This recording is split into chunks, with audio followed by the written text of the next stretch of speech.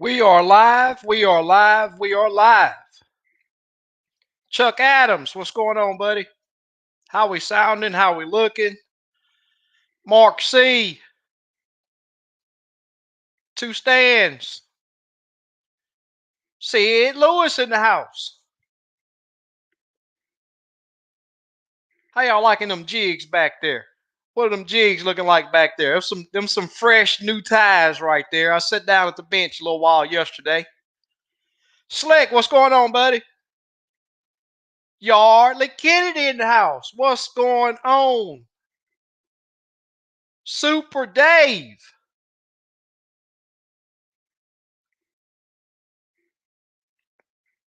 Urban Angler. Mr. Camo Joe in the house. What's going on, buddy? Loud and clear. Awesome. Awesome. Ford, what's going on, man? Good to see you back. James Womack back in the house. All right. Hey, let me know you've been out to the lake and them set down on some of them big old red ear and bluegill out there. I need to hear a good report from you. Kusi, hey, buddy. Tomorrow is the day. Hey, I'm packed up. I got you packed up right here. It's been busy for me, man. Hold on. I got a nice little additional package in there for you. You'll be happy. Super Dave. You like that background, huh? Them some fresh ties. I hadn't put a couple of them to tested them yet, but I already know they're gonna be automatics. They're gonna be some automatics. So I may be fishing a lake one day this weekend where I'll those micro jigs are just they love them over there. So I had to tie me something up to it's when you tie, you just got to keep on going and keep on going, trying new things, new color combinations, and that's what makes tying so fun. It's very addictive. Broderick, what's going on, buddy? Leslie Thomas in the house. All right. Couple crosses. All right. What's going on, Mr. Robert Joseph? You'll be happy, Kusi. I promise you. I promise you. You're going to get a couple of my favorites. I promise you. Russell, we need to go fishing. I need to go fishing. I go right now. AWF. Tavares. Thank you. Thank you.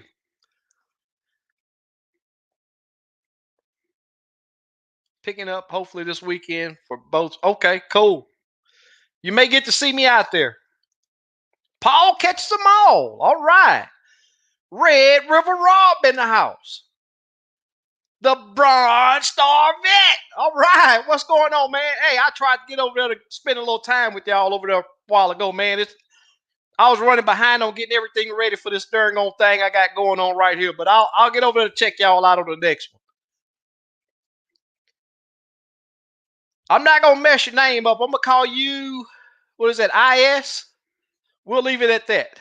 I'm not gonna mess your name up. Without a doubt, Super Dave. It is addictive. AWF, you're right. Cedric Foster, what's going on, man? Reggie Brown in the house. All right, Vet. Man, am I glad to see all you guys returning to watch and talk about the old Crappie. That's what's going on. Urban Angler in the house. Greg.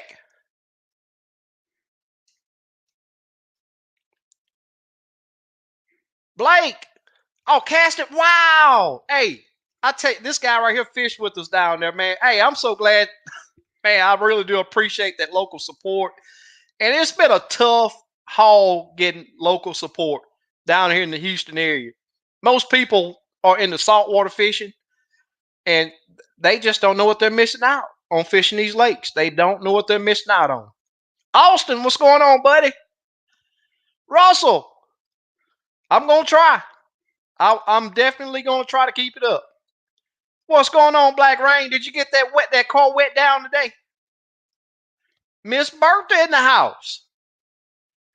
Hey, I tried to get you hooked up this past weekend, but I think y'all a little bit too far away. We were running way behind already. Mike Hallmark, thank you, brother. I appreciate you coming over. Anthony in the house. Carnell.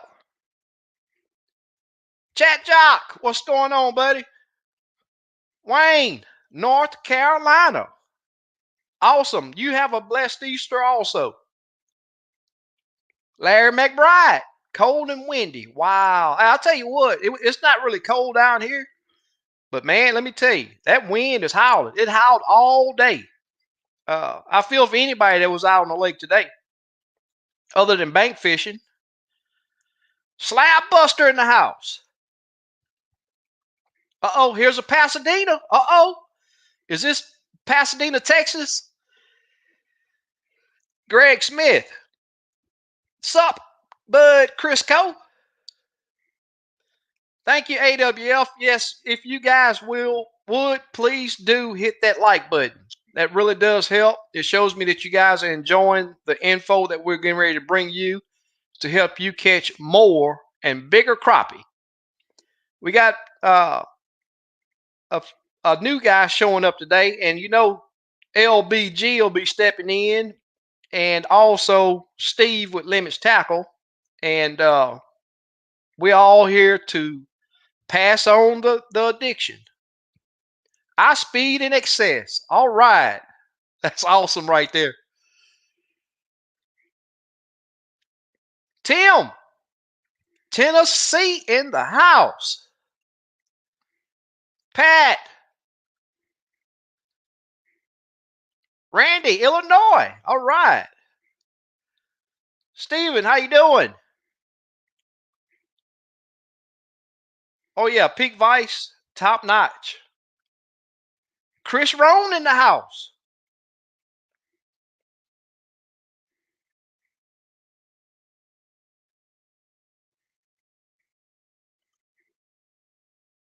Thank you, Anthony. I'm glad you're enjoying it. That's awesome. That's awesome. Alabama, Scott Pace. SK Jigs, looking like Easter. What's going on, Keith? Background for fishing. I wish I had time to tie, man, but I just don't. Not right now. And I know it would help a lot of people out, but that's why I use so many plastics right now. That's why I use the plastics to show you that they work also. But I still got to tie. I still got to tie jigs to test out, and that's what makes it so fun tying. I encourage anybody, hey, get your vise, learn to put these things together because you can use your own imagination and put you some awesome jigs together. And Steve will get you hooked up with a starter pack. I'm telling you, tying vise. I think he includes some feathers and Chanel and all of the tools you'll need to get started. And then, of course, you can go and watch my playlist on tying jigs.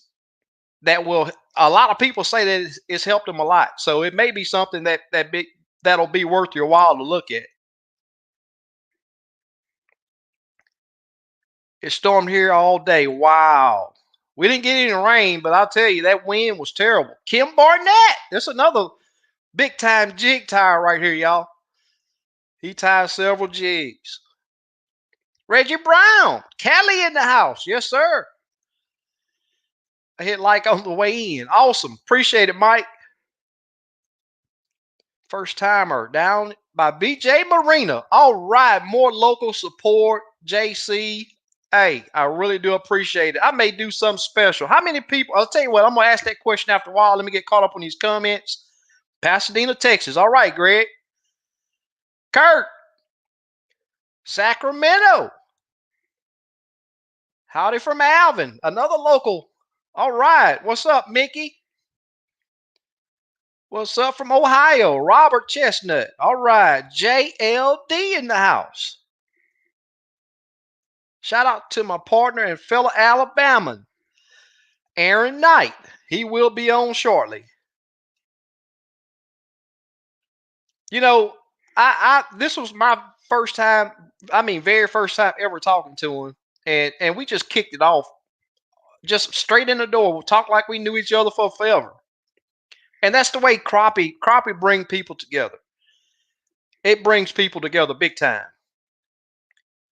Love that color behind you. Thank you. Thank you. Rick, Illinois. Thurston in the house. What's going on, man? Sacalay Pat. Man, I need to get you on here. We're going to have to work on that internet connection you got over there.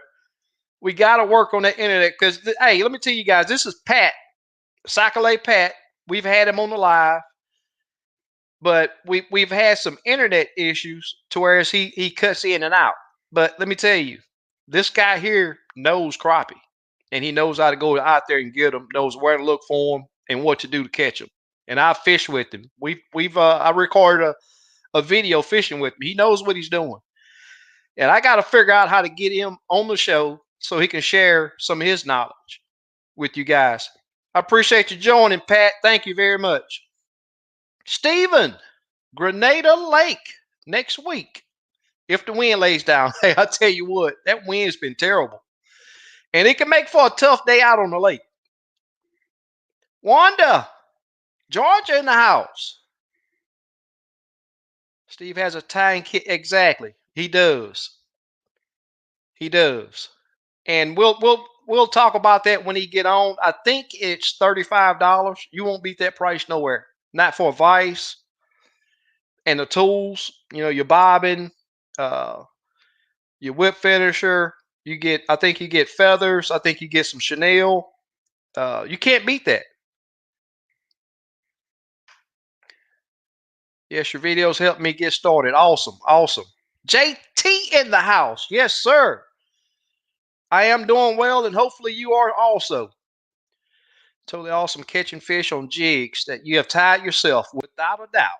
Without a doubt. Rick, OG, Canada.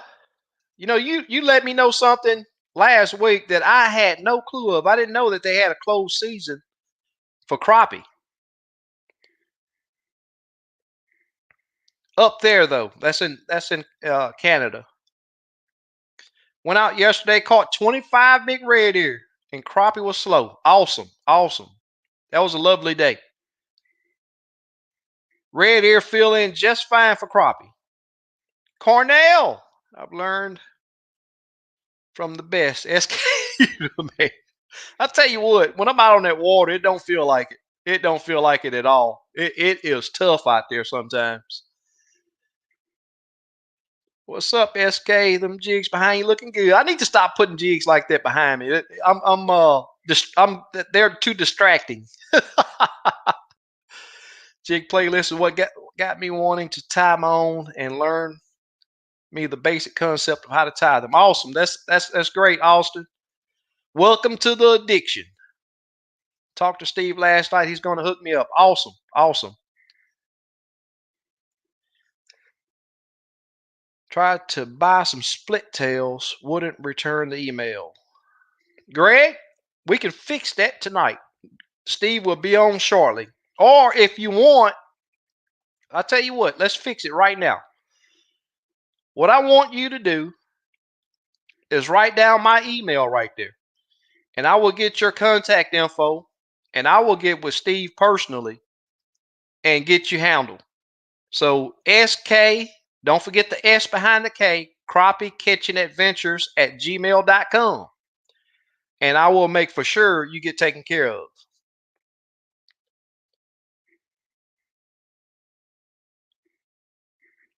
All right, back to the comments, and I've lost my spot yet again. Greg Smith, I think he was buy some split tails. Yep, we will definitely get you taken care of. It's just another day, Mr. JT. Are these cold temps going to back them out? You better believe it. They'll be close, but they're going to back out for sure, without a doubt. West Tennessee. They will definitely back that cold temp. Any basic, weather change will usually back those fish off that bank. That's why I really don't fish shallow for them. It's been windy here in Illinois all day. Yeah, it's been really windy here also. Catfish and crappie. Ask him about the kits. Okay. As soon I see he's joined, he's here now, so I'm gonna add him and get him to talk to you guys about the tag kit. Greg Nichols. All right, we're just about caught up. Oh, we got a lot of people. Got a lot of people joining in now. Without a doubt, work spread in the Socket Lake Chronicles. All right. Hey, I may have to name it that. Socket Lake Chronicles. Chi-Town Hustler. Eric, what's going on, man? Thornton. Can't wait to catch you on Lake Houston. I may do a three lake tour this weekend. Not real sure yet. I'm hoping I can get away. We try to keep it that way. Mark. Mind of Harris. For my weekly question, without a doubt. Lay it out there.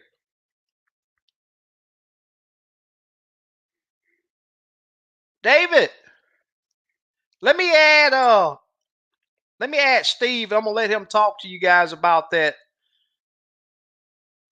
time kit, because there's a lot of people that don't know. We really don't talk about it a whole lot, but let me tell you, you won't find a better deal to get you tied.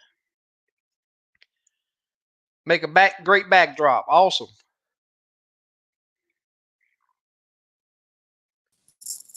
What's going on, Steve? All right. How's it going, man? Oh, pretty good. Good. I heard it go up. You got some people asking about that tying kit you got over there. Oh yeah. Basically, I just put it together. You tell me what you want, and I put it together. It's about $38 for everything. Okay. Everything you're gonna need, and that's all the good stuff. Good scissors, good bobbin, a good vise. It ain't like most starter kits you buy, and it only lasts you so long. This will last forever. Okay. And then I sell all the tying supplies: thread, chenille, feathers, glue, head cement. So Steve may have them in his lineup here after a while. Oh, you see those jigs back there? Yeah. That's good stuff. Yeah, I tied those up last night. I tied some for Super Dave. Oh, okay. Some of those old school grays. Yep. And I said, man, you know what? I've been saying I'm gonna tie these colors here together, and just haven't had time to do it. But I was at the Vice last night. So let me go ahead and tie these jigs up. Oh, cool. Well, there you have it, guys. You do have a good supply of those starter kits, tying kits. Probably 10 of them at least.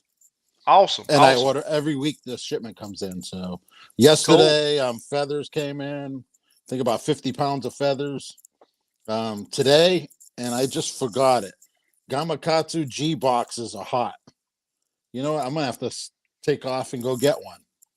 Oh yeah, that's another announcement we got to put out there tonight. You got those boxes in stock. Yeah. Well, let me do it now before we get started with the big show. So I'll be back in. Give me 2 minutes. Okay. I'm gonna add Aaron. I see Aaron's on right now, and I'm gonna add Aaron. What's up, Aaron? Can you hear us? Aaron. Can you hear us?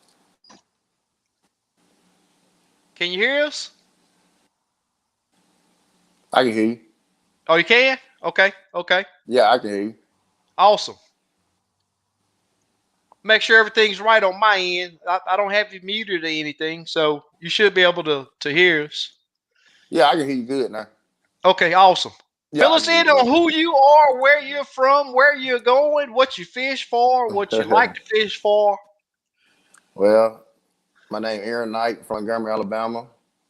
Love crappie fishing. We used to fish for everything: bass, stripes, catfish, fishing at the dam. Like regular bank fishermen. And once we got into this boat thing and getting off that bank, like most of us started, then boy, and got a feel of that thump and that crappie fishing. It was over with. I didn't want to fish for nothing else. Right. I didn't care to fish for. Hey, if somebody can't tell me 10-pound bass in the pond, I don't want to do it. Hey, give me some 3-pound crappie in the pond. I'm ready to go. Right. Yes, sir. That's what's up right there. You can hear me? Yes, sir. Loud and clear. Can A lot you of hear people hollering at, yes, sir, I can. Can you hear us? Can you hear me? me? Let's start echoing.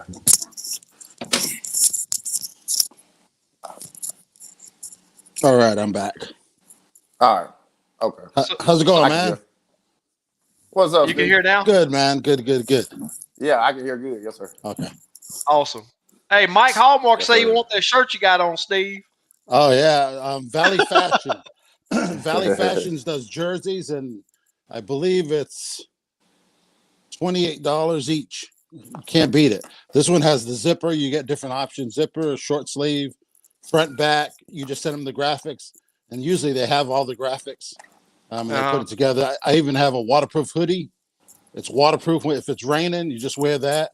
It's insulated. It's good. Cool. So, hey, Tavares, I'm gonna put my email back up here. I want you to send me what live show you got your that you want in, and we'll get you taken care of. Tavares. Yeah. Yeah, just tell them to message me. Okay. Well, there you go. I remember him. That's the one I said. The Tavares group. That's what his mom named him after. Oh, okay. That's in my time frame. It's been a while. Uh-oh. Hey, I'll tell Old you school. what, man, it gets busy at times, Oh, yeah. and getting to that post office for me has been a chore. So, right. But I make up for it. I just add some more baits. Right. And hopefully it makes the people happy. I mean, I know they want to get those baits and get them wet, but hey, I'll make up for running late. Yeah, I mail 50 plus a day. Right. So I got these G boxes in 3 hours ago, and one case is almost gone. You know what I mean? So those some good boxes. Yeah, it's a box right here. G box. I love them. Yeah, there's this is the 3200 8.1 by 5.7 by 1.6. If you open it up, it's clean. It's got the lines in it. You know what I mean? $10. You know what I mean? If you buy 5 or more, I'm gonna discount it for you. Yeah. And I charge actual shipping.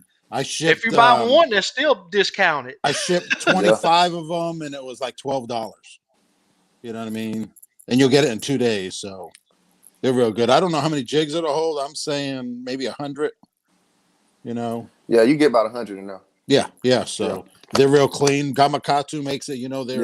They've been around for a while. So those are some great boxes. Yep. If you need any, $10 each. And if you buy 5 or more, a lot of jig tires, one of the guys buying 50 of them. You know what I mean? So I'll discount them if you buy more. Okay. And ship out same day. You have any electric chicken hanging over there? I don't have no hand ties over here. I just got like 1 million plastics. Okay. I'm not sure if it's hand ties or plastics you were asking about. I got some electric, you do both. Chicken you do plastics. Yeah, you do both though, right? Yeah, I'll grab electric chicken. Okay. What depths do you target during the spring? Say it again. What depths do you target during the spring? Can you hear me? Hold on 1 second. Yeah, I can hear you a little bit. Hold on. It just started breaking up a little bit.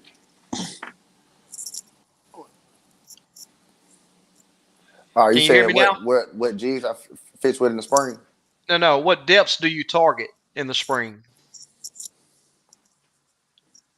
Uh-oh.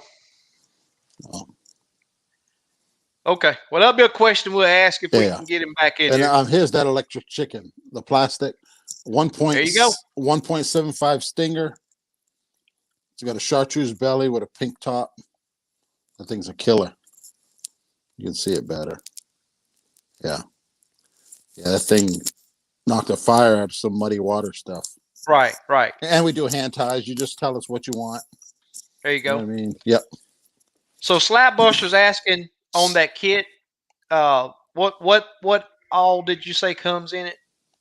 You'll get a vise, bobbin, whip finisher, threader. What else am I missing? Did you include Head cement. cement? Did you include any chenille or feathers with it? No, that's separate. Okay, okay. Yeah. And you could either buy a card for $3 or That's exactly what I was just going to say. And I just got skeins in yesterday. I probably have 100 skeins of different colors, 8-9 different colors. So awesome. That's what I was just going to say. If they get that tying kit, might as well just spend $20 more and get set up on the color. Yeah. Some different. And usually everyone has 2 or 3 special colors they do. Start with them, and you can always build up from there. And then by the time you're built up, you got like 100 colors and exactly. 200. It's gonna be worse than that. Oh, it's gonna be worse than that. Yeah, I've had some guys tell me, man, I hate you. Talking about getting them in the tide. Right. They end up with so much stuff. I'm telling you now, I've sort of tried to cut back on buying stuff. I hadn't bought tying stuff in a long time. Right. But I got so much. Man, it's terrible how much stuff I got. Right. Anyone have any more questions? I know there was a few right before I got on. Yeah, there was. I need to bring Aaron. I see he's back in. Let me get him back in because he's getting a lot of shout outs from Alabama right here. I see. Oh, yeah. That's good stuff. Yeah, so I'm sorry. All right. No problem. Hey, I had some interference somewhere. Yeah. You're getting a lot of shout outs. You got some support over there in Alabama. Yeah, I sure appreciate it. Yeah. I sure appreciate that. So the question I had for you a while ago is what depths do you target during the spring season for crappie? I used to fish a little deeper because I used to fish a lot for the females during the spring because I used to want trying to hunt for a bigger fish because the males will push up a little shallower with those eggs. And but now I do both of them. I go 4 to 6 feet, and then sometimes I push in 2-3 feet. It just depends on what I'm fishing for. Sometimes, like I went yesterday, and I just caught all males, and I was fishing 4, 5, 6 feet. You know what I'm saying? But if I was fishing for females, sometimes I fish out about 8 feet. Okay. During this time of the year. Yes, sir. Awesome. What's your favorite technique? It just depending on. Say it again, SK. What's your favorite technique? Oh, I'm a one polar. So I love to cast mostly. I love to cast. I'm a casting fool, but I will get that long. He probably in the country like me. Yeah. I just switched it over to my my cell. Yeah. Yeah. Yeah, single pole. I love single pole, and with some good braid and a good jig head. Oh man! Right. I'll show you guys something I poured today. Just got done painting a little while ago. Well, these are Camo Joe asked what was the name of that company that made your jersey again? Valley Fashions. And it is a sweet jersey. Yeah, every time you put it on, I'm looking at it like, man, I need to get some of those made. Yeah, and then at the bottom, it has like a brush pile on it. Brush pile on the bottom of the shirt. Yeah. Valley Fashions. They're online, and they do different stuff. They do sports jerseys. You know what I mean? Yeah. A lot of the guys, they're real good, man, and they're quick. You'll have it in about 3 weeks.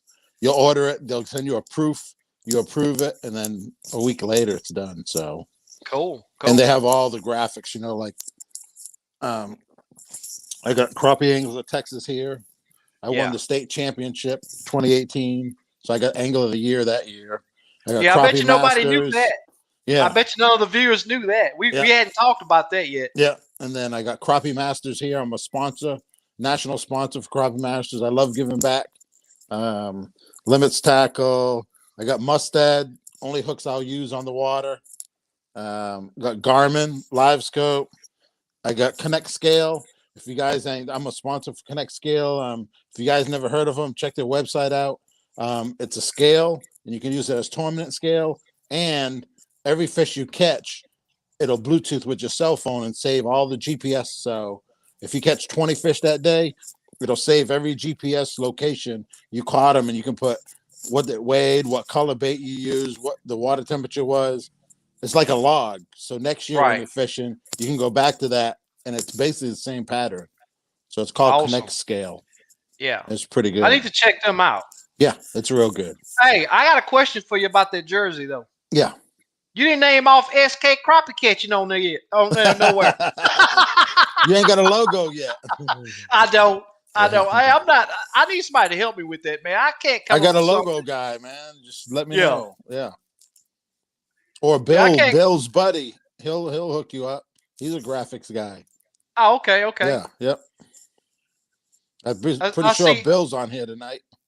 Well, I'm sort of stuck in the over here. I hadn't been paying a lot of attention, but I've been trying to get Aaron straightened out, and then I can get to the comments. Man, the comments are stacked over there. I'm way behind. But I'm going to show this jig head right here. This is a Mustad steelhead. I got it on a 1/16 pill head. I painted it pink. That's my favorite color, Well, this hook is like stout. Is that the ones we were using? Yeah. Oh, yeah. Hey, I'll tell you strong. These things are monsters. They're more than 2 times strong. Yep. My usual hook is this one, the bronze, which is there's a monster, nothing wrong with it. But then this one's twice as strong. Yeah. And I do them in a 6, a 4, and a number 2.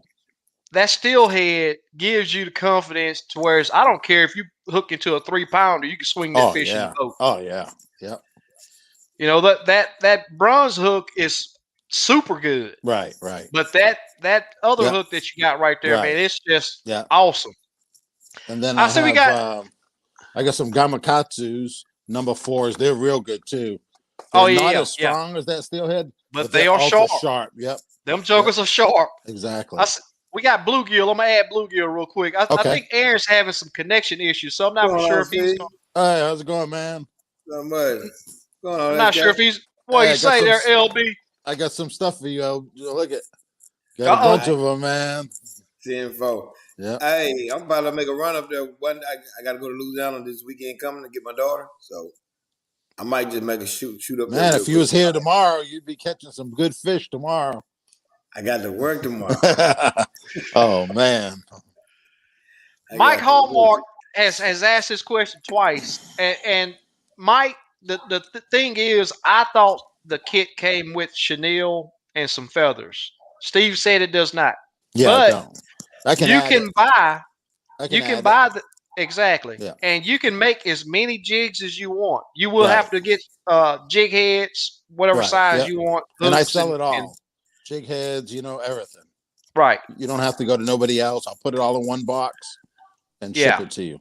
Okay, now I'm gonna move. See if we have any more questions over here. They still got a lot of comments for Aaron, but he's having connection issues over there. How do I get that gold dust? That gold dust is I knew it was gonna be a hot jig coming up. Yep. That gold dust is it's off the chain. All you have to do to get that gold dust.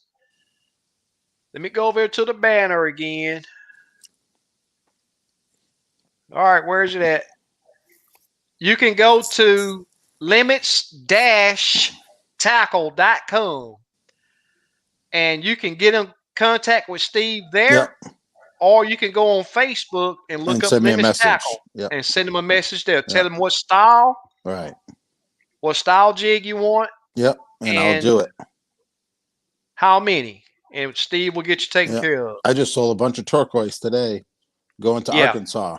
I tell you what, man, that turquoise is just, It's hot.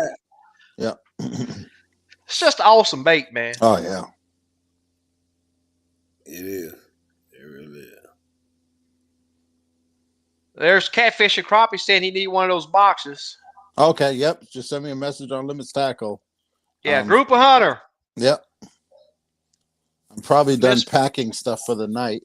I got 2 more orders to pack, and so I'm gonna go fishing early in the morning. So. You see Miss Bertha's comment? Oh yeah. It was nice meeting you down there. Yeah, it was great. Oh, I Yeah. tried that boudin she gave me, the shrimp. Yeah, Miss Bertha, he didn't share any with me either. The crawfish. Oh man, it was good.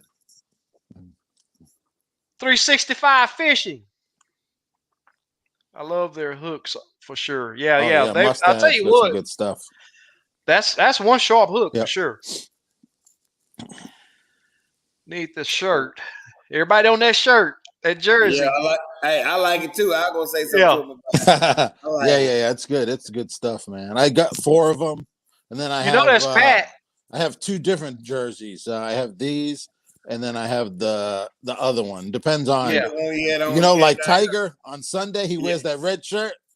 Yeah. I got one for Sunday. Hey, you know that's Pat, right? Yep. You got to have one shirt for day 1, and then if you're Yeah. in the winning circle, you got to have a different shirt for day 2. That's right. That's Yeah. right. Exactly. Hey, right. hey, you may want to get some. This guy here says he want one. The He say if jersey? it coming, we're all fat boys. This is a 4X. Yep. But this it'll is come a in whatever 4X size here. you want. Yep, exactly. They will sell you whatever you want. And I'll have to check the website. Send me a message on Facebook and I'll get you exact price. The I think invoice is Gene, in my email. yeah, I think Gene's talking about those boxes. Oh yeah, 30 of them. Let's do it. I'll ship them tonight. Get on Facebook right now. Send me a Tony, message, and yeah, I got boxes. Tony I got cases of them. So Tony says he want 2. So yep, just message me on. you won't Limits find those Tackle. boxes cheaper. I'll tell you that. No. And if you buy more than 5, I'll give you an even better deal. Super Dave, did you check on that green chenille? Man, I don't think I have skeins. I got a hunter green, which is darker, but I have the chartreuse green and woolly booger. I think it's called woolly booger, that chenille. It's real soft, and I have cards of that. They just came in. And I have silly legs. A lot of guys. yeah. Yep, I have silly legs now. I have 4 colors. I have chartreuse, gold, silver, and one more color. I can't remember. So I'm selling silly legs. And then You are taking orders now, right? No. You're still not taking orders? I'm almost caught up. They got Okay. a couple people I'm waiting for responses. I knocked out 4 today. Hopefully I'll be caught up by Monday. That's my goal. Okay. But as all these G boxes, I'll be packing up hundreds of them things. So that takes time, you know what I mean? So Right. I need a shipping department. Did Yeah. you get any new colors? Hey, send me a message and I'll send you all the colors I have, or an email. Yeah. Contact me and I got them on my phone. I got purple, black, orange, yellow, white, pink, charcoal.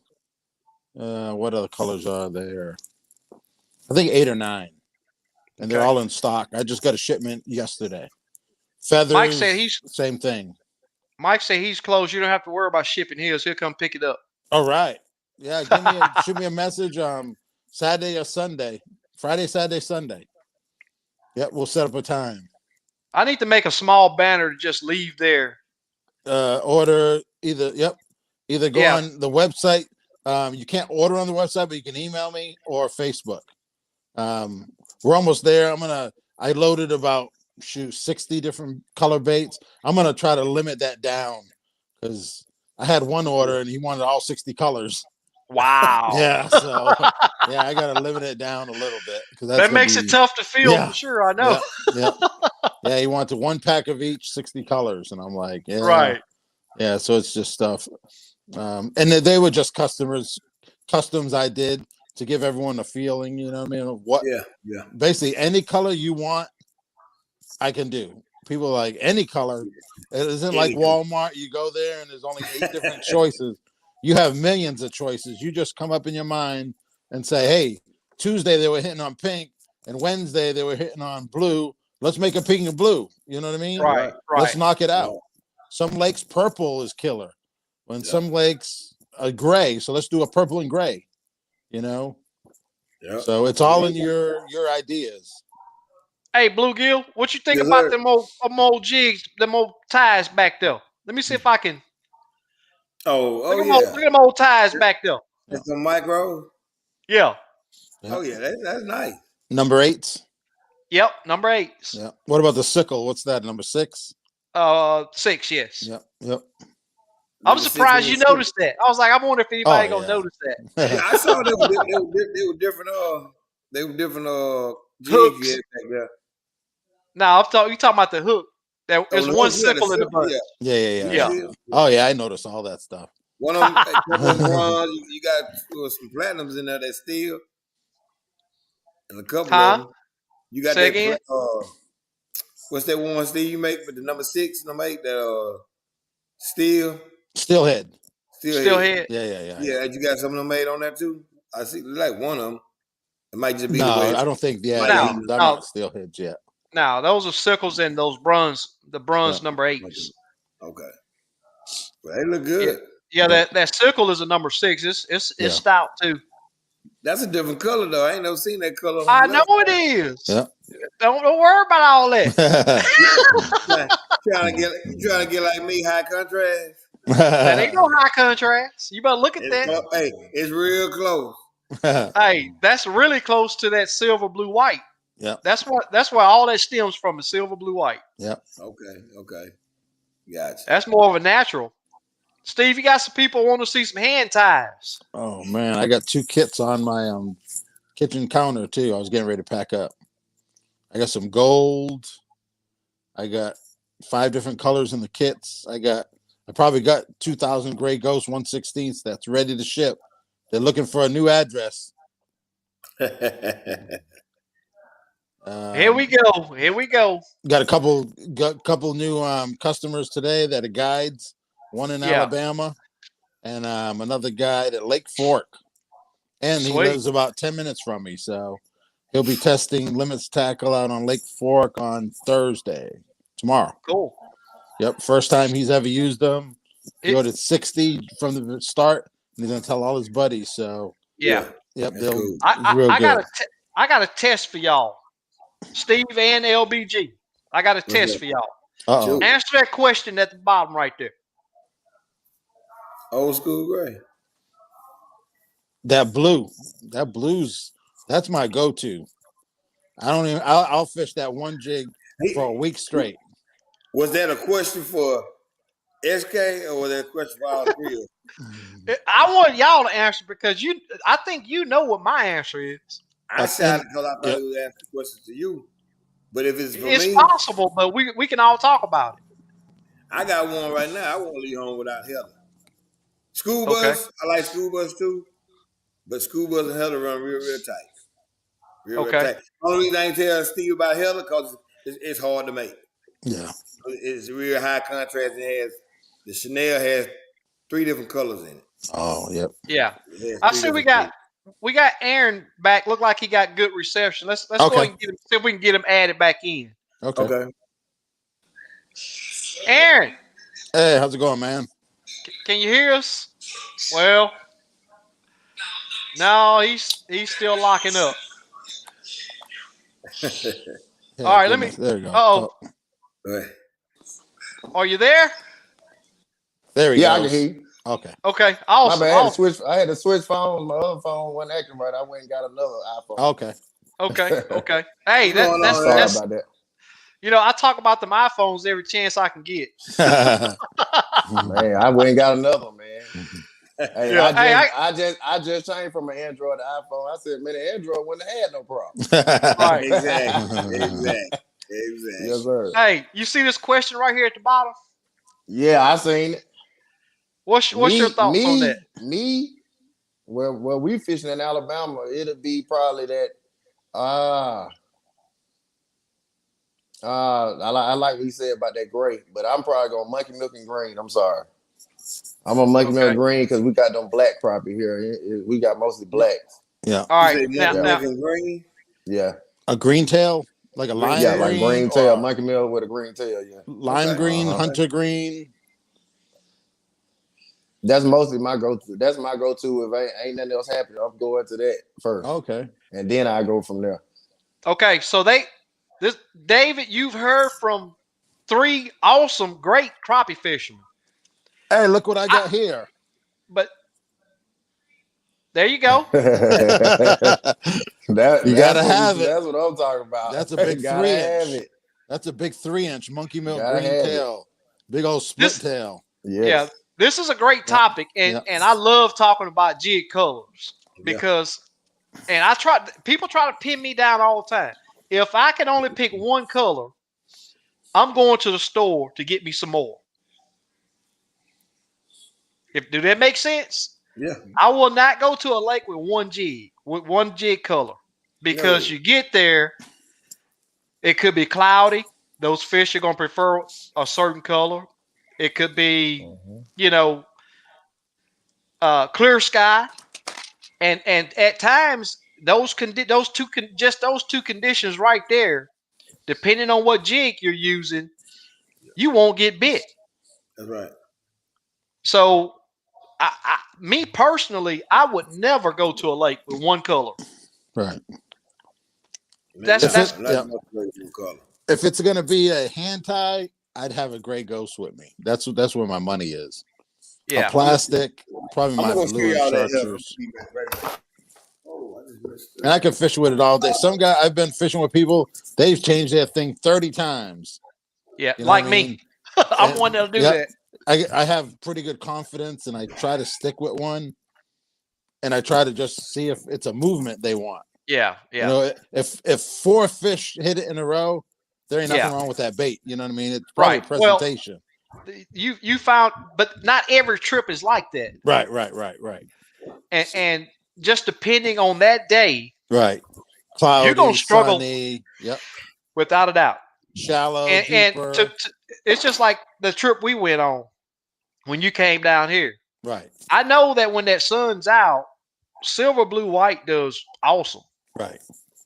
But at times they still won't, and it could be a clear, sunny day. Right. They won't touch it. Right. But it's going to be in the lineup that I'll try.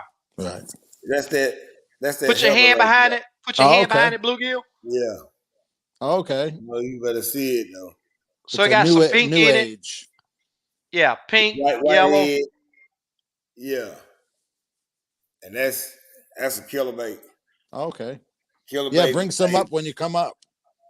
Yeah, I'm gonna have a box with me. Yeah. I have my box with me. Muddy water, David, clear water. There are 4 different aspects of jig color. I'd never go to a lake with one jig color. I'm telling you now. You will catch fish at times. Right. But right. that polecat gonna ride with you quite often. Oh yeah. And what I mean by polecat, talking about that skunk. Yeah. Like I say, if I go to the lake this 1 week and them baits are working, I'm gonna go to the lake with them baits still in that same pole. Yeah. Nah. Awesome. 9 times out of 10 they gonna work. But sometimes you're gonna have to cut 1 or 2 of. You might keep your favorite on there the whole day. Right. You know what I'm saying? You're gonna change them other 3 poles and switch them up. Right. Wayne Zoll in the house. See, we got a lot of people showing Aaron some support, but he's locking it. I see he's just joined us again. Let me see if I can get him added back in. Tell him to come off his cell signal instead of the Wi-Fi. He can hear us. Yeah. He should be able to hear us. We just can't see him or hear him. Okay. I can hear it. It just There every you time go. I Yeah. come on, then it blacks out on me. Yeah. Black I out don't on know. you. Hey, one thing That's that terrible. helps Steve at times when he's having signal problems is he'll use his cell phone service instead of Wi-Fi. Yeah, I came out the So Wi-Fi now. I Okay. came all the way okay, Yeah. out. Yeah, you sound and yeah, look a lot better. yeah. Yeah. I came all the way out now. Yeah. I live Yeah. in the country, man. So we don't even have like cable internet here. It's a little radio antenna on the roof, and it goes Yeah. 10 miles down the road, line of sight. That's my internet. Yeah. Oh Yeah, it's man. pretty bad over here. Yeah. You're getting a lot of shout outs, Aaron, just so you know. I don't know if you're watching, but there's Yeah, been I some ain't been great looking. shout I've outs. been watching everything y'all said, but I haven't Yeah. been looking at the comments. Right. Okay. Right. Yeah. Uh huh. The Quick question, website. Aaron. Wait, sir. Hey, quick question. Yes, Hey, sir. going from January to December, what's the depth of water you like to fish the most? Deep, shallow? It's always gonna be some fish shallow at all times. But Yeah. I know in that 15, if it's always gonna be fishing 15 foot everywhere I go. That 15 foot, Yeah. 10 to 15 foot, you're gonna be able to find some crappie Gotcha. on everything. I love 10 to 15 foot, especially casting. Because when you cast in that shallow water, you really want a little room, especially live scope. You want a little room for that jig to drop. Right. So you can set that jig up just perfect for them fish to hit them. Because them blackfish here, man, they real funny. If you come down here and catch those blackfish, you can about catch fish anywhere. But don't black crappie here real fishy. When do I get an invite? Hey, you come anytime. Anytime, MJ. Hey, look, we invite to go fishing you every time you come on YouTube. So anytime you want, you come on. We'll come That's get good. on. We'll Hey, go get on them. you see those jigs back there? Yes, sir. I seen them. Those are blacks good looking. they can't pass them up. Yeah. And then no micro. Yeah. They small. Yeah. They're on number 8 hooks. Okay, number 8 hooks. And then I heard it said a few of them number 6. Just that one Just sickle. that one sickle hook, yeah. One sickle hook right there. You ever use a bait like this, Aaron? A 1-inch shad. Nah, fire. Hey, the smaller here, the better. That look good. Exactly. That's 1 inch. Yeah. And I'll send you some in monkey milk. Yeah. Little 1 inch. You need like a little number 8 hook. Don't black crappie here, man. They small bait. Now you can go to they just had the national championship on the Alabama River, and you can use bigger baits because you got blacks and whites. Right. Yeah, you got a mixture, but on the whole Coosa River here, I mean, they big blacks and all. They just small baits. They just real fishy how they act. Cool. Yeah. Yes, sir. Let me tell y'all a story about yesterday. I met Ketchin on a little bank trip yesterday, and before I got there, he was saying, "Oh, the bite's real tough." Yeah. When I got down there, the sun was on the horizon. It was right at dark, and they had caught some, 5 or 6 yellow bass. I look at the watercolor; it has that old goldish green looking color. I said, "I got something for that." Mm-hmm. I pull out that gold pearl tad fry, put it on a number 6, second cast, and I'm using a fixed float, fishing shallow water off the bank. Second cast, I set the hook and went to talking noise. And after the trip, Ketchin was like, "Hey, what'd you catch those fish on?" I told him that gold pearl tad fry. He's like, "Man, I went small, but I didn't stay there." Mm-hmm. And a great thing to do is, like in your instance, you're fishing where the fish can be very finicky. Mm-hmm. Those small baits work. Mm-hmm. Now, I will say this. I've caught several blackfish, white crappie, all of them on 3-inch baits. Yeah. But that's when I caught them very aggressive. They were aggressive. And I was using I think a 1 3/4. I mean, it was knocking fire from that jig. So I went up. I said, let me go ahead and get this, see if I can improve the size quality. So I went with that big 3-inch, one of Steve's big 3-inch split tails. And I mean, it was all. And then that's what the trip bluegill that I lost that footage on. Oh, I think I deleted the wrong card and never got to edit that trip. And it was awesome. I'm talking about them big old Conroe blacks. Yeah. I call them thick backs for a reason. So, Aaron, let's talk about live scope. What's your setup? Well, on my partner boat, that's why I use the fish off tournament fish. Because me personally, man, I just got a little. Hey, I still got a little John boat with a 40 horsepower on it, man. Oh, you and like I get me? out there. Yeah. I get out there, learn old school way, man. That's I've been fishing forever, but I'm in the about to purchase me one with a Ranger with 150 now. But all this learning I'm doing, been on a little boat going 25 miles per hour. Yep. Down the river. Yeah. But Right. live scope, I had me personally, I got the 1222. Okay. Live scope only. My partner, he got that. I'm fortunate enough to fish with him. Like I fish tournaments on his boat. He got the 8616. Okay, same thing. Yeah, he got it. Yeah, he got the big same boy. graph. Yeah. But you can 1222 is good enough, but the 8616, the thing I love is you see the fish you can cast to them from a longer distance and see them. Right. Now y'all fishing on Lake Fork. I know y'all got those tall trees coming up and stuff. Right. Yeah. We mostly here it's not really tall, standing timber and brush pile, so you can cast 50, 60 feet to them. Right. The farther I can stay away from them, to me, the better I love it. Yep. Yeah, I started with a 1222. Yeah. And then I went up to the 8616. Yeah. Upgraded. That's a good upgrade. Oh, too, yeah. I ain't gonna lie. The 8616, beautiful.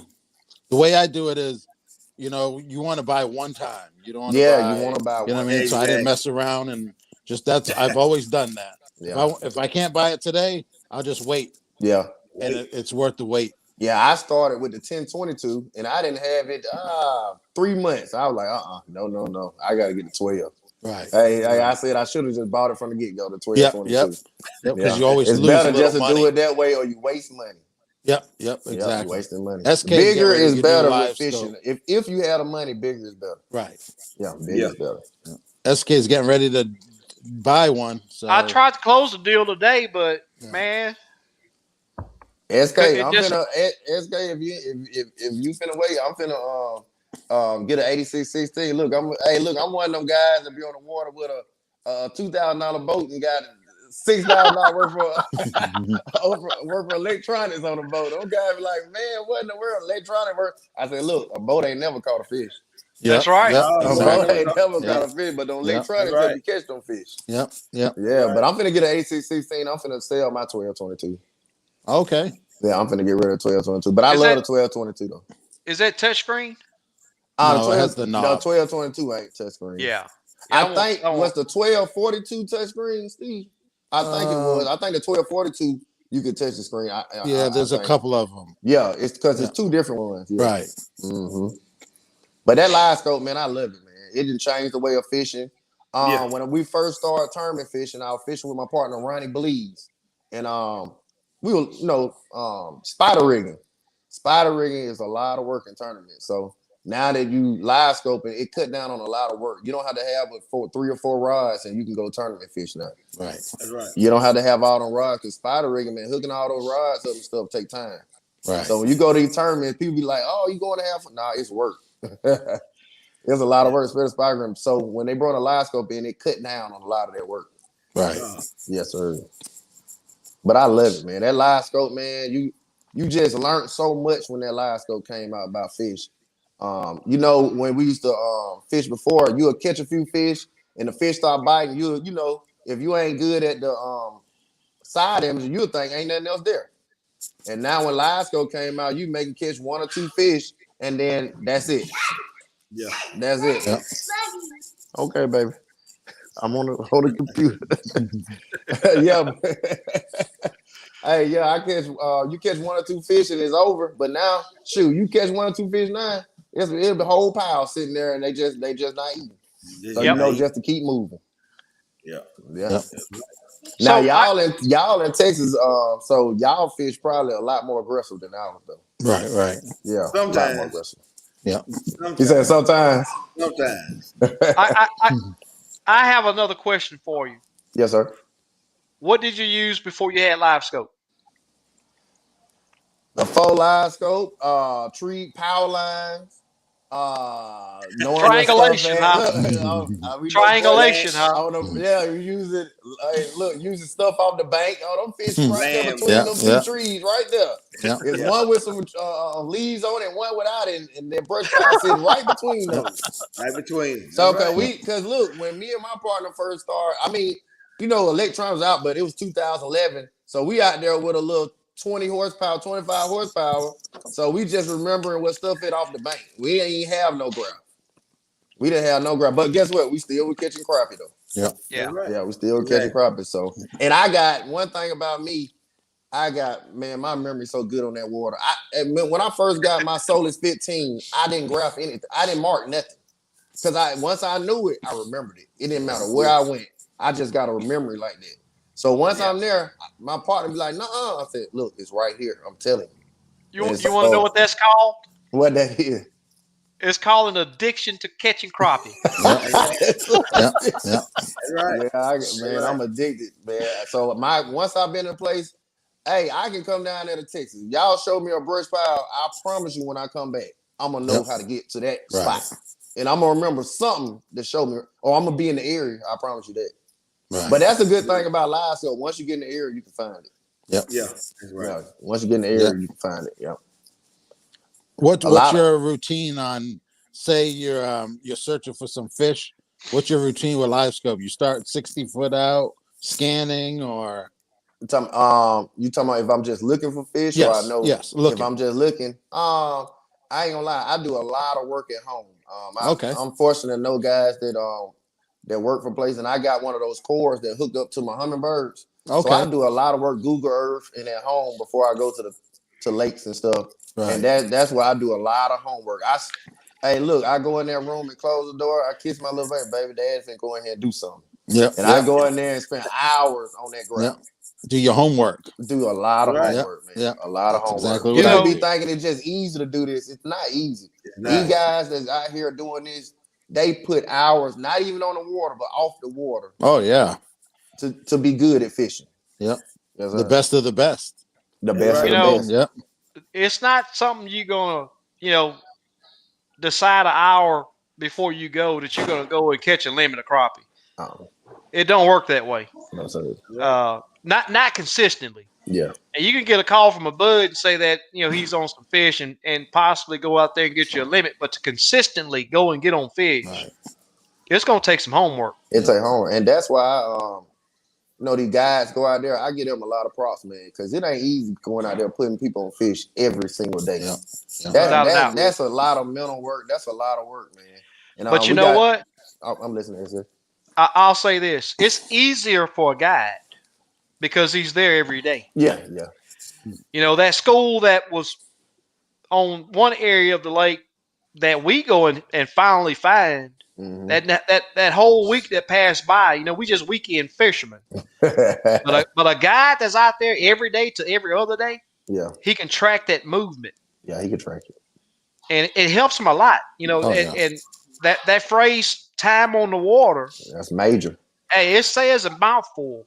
Yes, it do. And that works not only in freshwater but saltwater also. Yeah. Hey, to be honest, it works with anything. Anybody that do something consistently, consistently. Right. Just like I bowl, and these guys be talking about, they bleed just like we. I'm looking like, look, when you go into these tournaments, you going to try to win. Those guys are at work because this is what they do.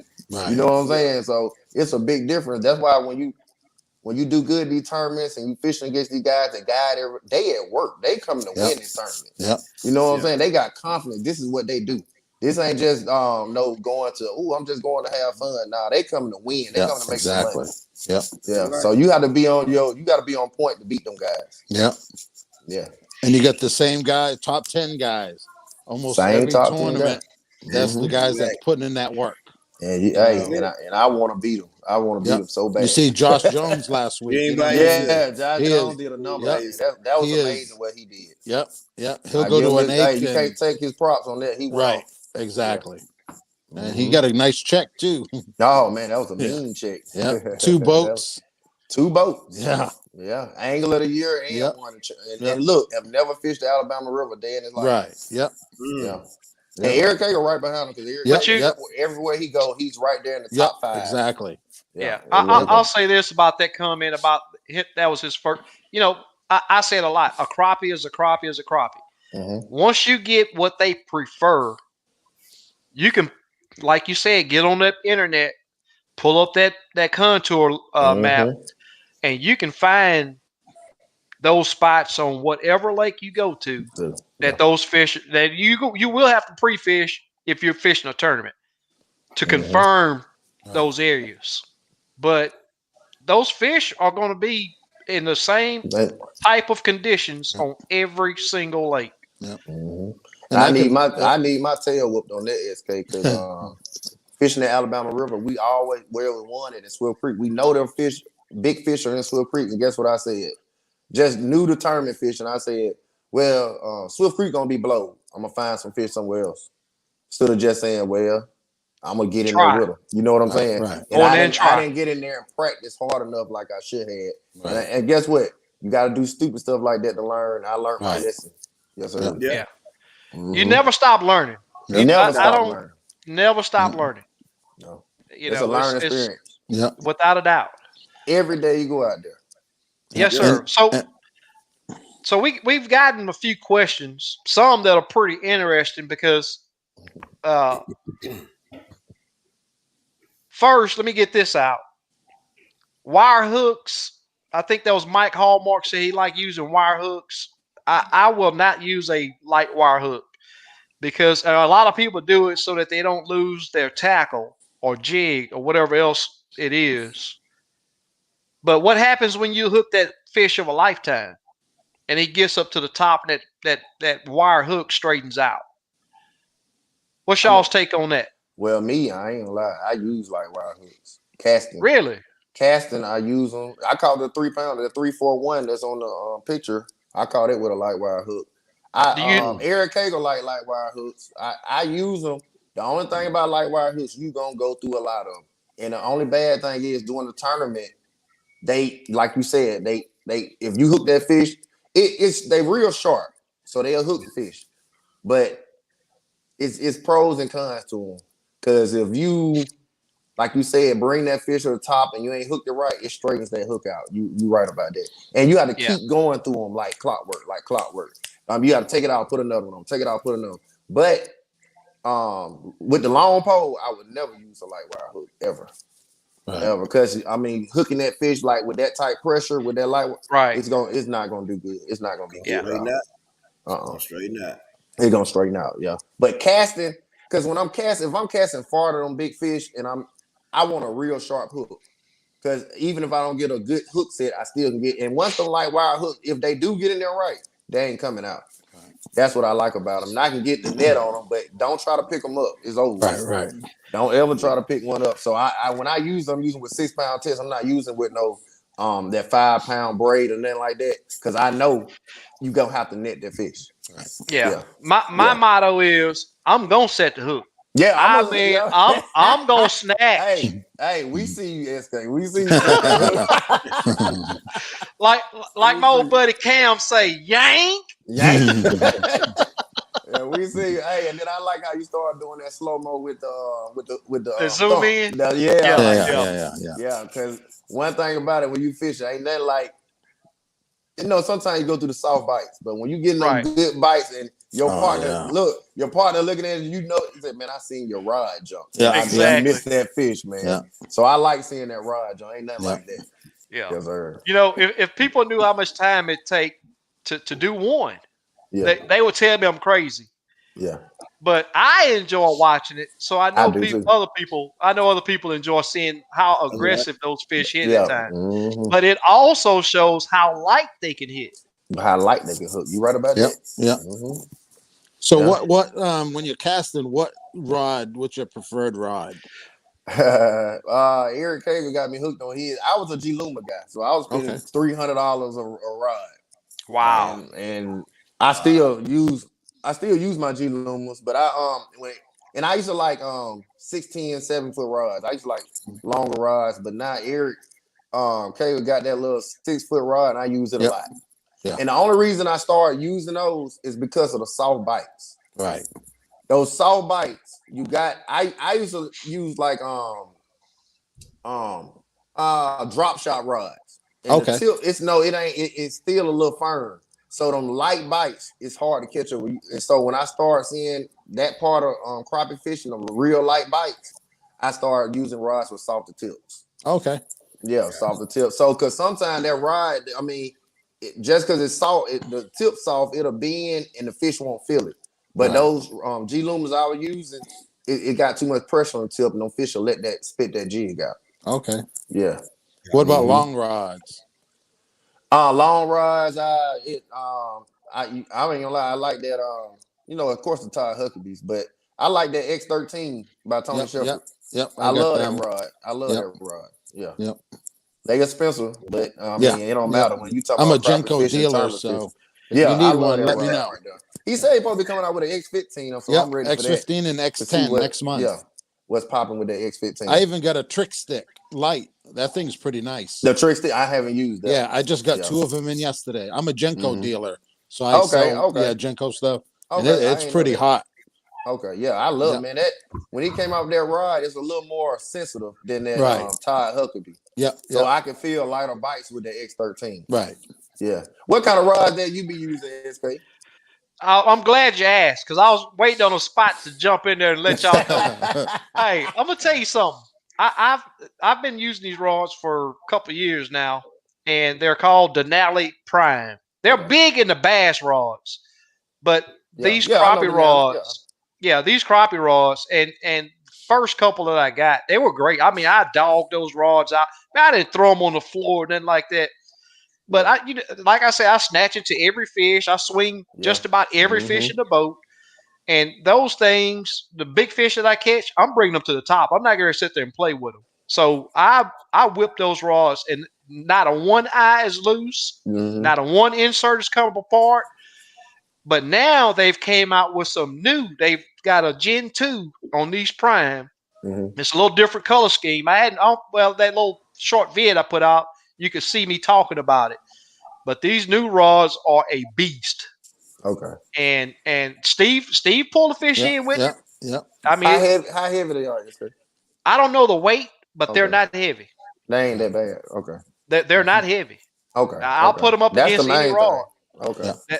Steve, those are Kevin Rogers you were using, right? Yeah. I'll put them up against that Kevin Rogers as far as weight. Yeah, they are light. Okay. Very so light. They ain't heavy. Okay, all right. They're not heavy. Yeah. They got a light series and a heavy series, but that's the action. That's not the rod. Yeah.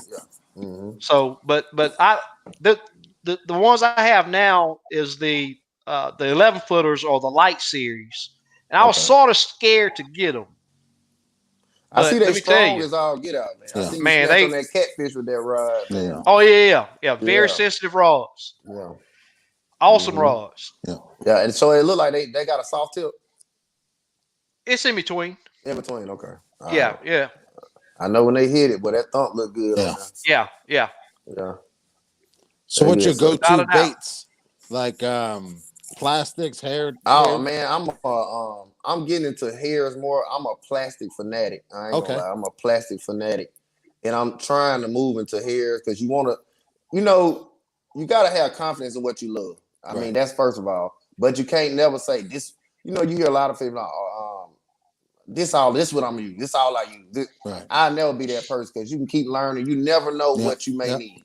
So what I do is that's why I got them back there. Yeah. I keep gotta constantly look for new. I keep buying hairs, and I got them boxes you got with plenty hairs in them. So just you never know what's going on or what you're gonna need. So you just look when I come in, I have hairs on some rods, plastic on some rods, and just see you kind of battle out what's the best bet. Right. But most time I ain't gonna lie, I use plastic when it comes down to it. Okay. But I need some of those on SK. I need some of those micros, man. That's what I need. Some of those small hairs. Ask Steve how they work. Oh yeah, they work good. Yep. They work good. Swing in. Hey, what you do is just send SK a message with your address. Don't even say nothing. Just send your address. Hey, just text your address. All right. I feel you. Just ask for a sample pack. Sample pack. Thank you. And they some good hooks on there. Yeah, all mustard. Yeah, they some beasts. I was just showing him a little while ago the steel heads. These are steelhead hooks. Yeah, if you haven't used those, man, those things there. Yeah. All right. I want to ask y'all something. Do you like sickles or regular hooks?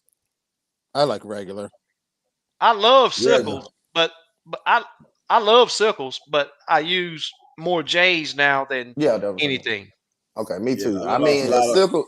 What you say? What you like? I lost a lot of fish off them sickles though. Yeah, me too, man. Me too. And people be talking about sickle this, sickle that. Man, hey, I didn't fade away from them sickle hooks. I really have.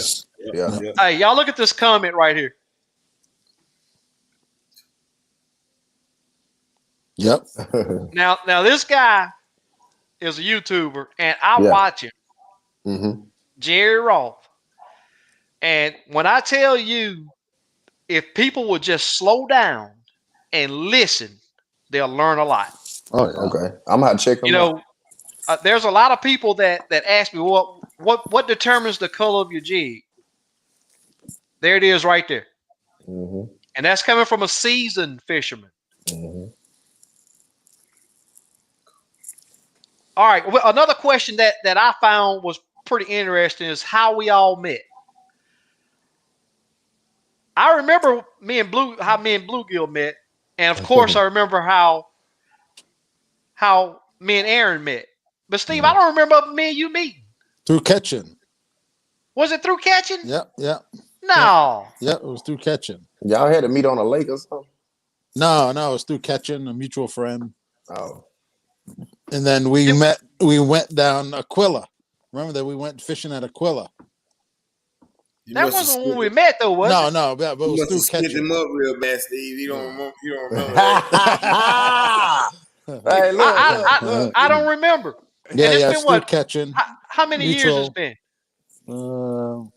Man, that I don't remember. That's what I'm saying. I don't remember the first time we met. I remember when me and Bluegill, the very first day me and Bluegill met. I remember it. On the lake? On the lake. Luce's Bayou. Hey, why they call you Bluegill, man? I named myself that, man. It's called Little Bluegill, but they shorten it down from the LBG. I like to catch brim. Well, I started white. Yeah, that's why I asked you that. Okay. But I could pick a brim. I can find brim like shooting blackbirds out of trees.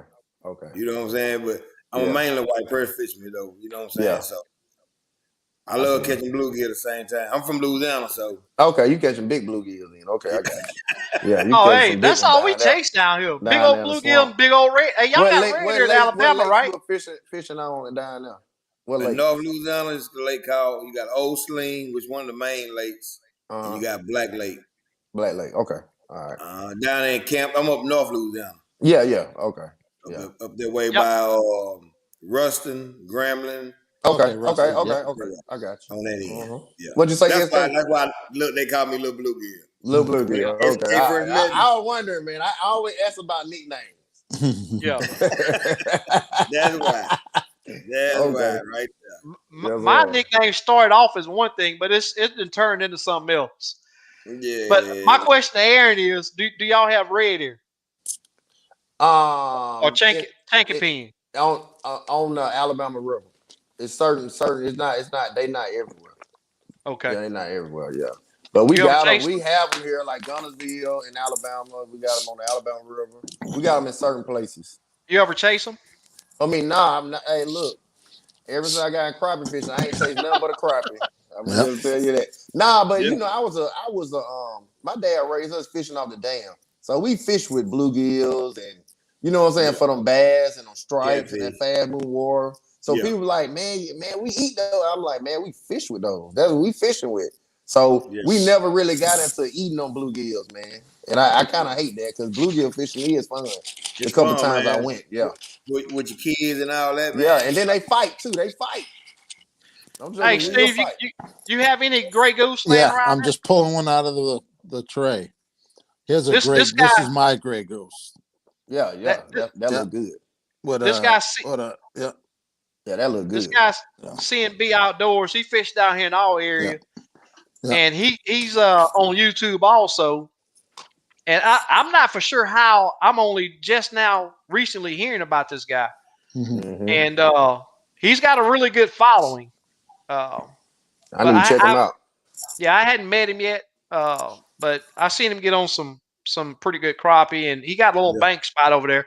Okay. You know, we had catching on the other week, and he was talking about how you approach a bank spot. Right. And I was sitting there watching. I said, I wonder if he's going to walk all the way up to the edge of that bank. And he stood back and stuck that rod way out there and jigged it down there and caught some crappie down there. I was like, yeah, well, that tells me he knows what he's doing. Yeah. If you're a bank fisherman, you got to sneak up on them fish. Yeah, you got to stay back. A lot of times, they fit right on that bank. Yep. That's it. That's exactly it. So when y'all was saying catching, y'all were talking about, I didn't know what y'all were talking about. Y'all were talking about a fella named Johnny. Oh, okay. Look, I'm lying. Johnny be catching. Johnny be catching. You know, everybody got these nicknames, so I didn't know. Okay. So y'all were talking about, okay, I got you.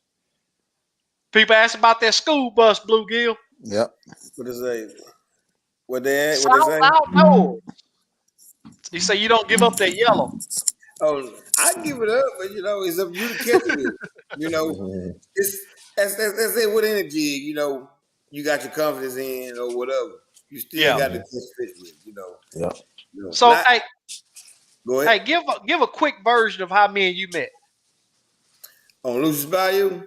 Yeah. Fishing, we was I had my little stick steering, you know. I don't know. Y'all got stick steerings up there? You know the stick steering? Yeah. Look, stick steering. We love stick steering. Shooting dots with that stick steering.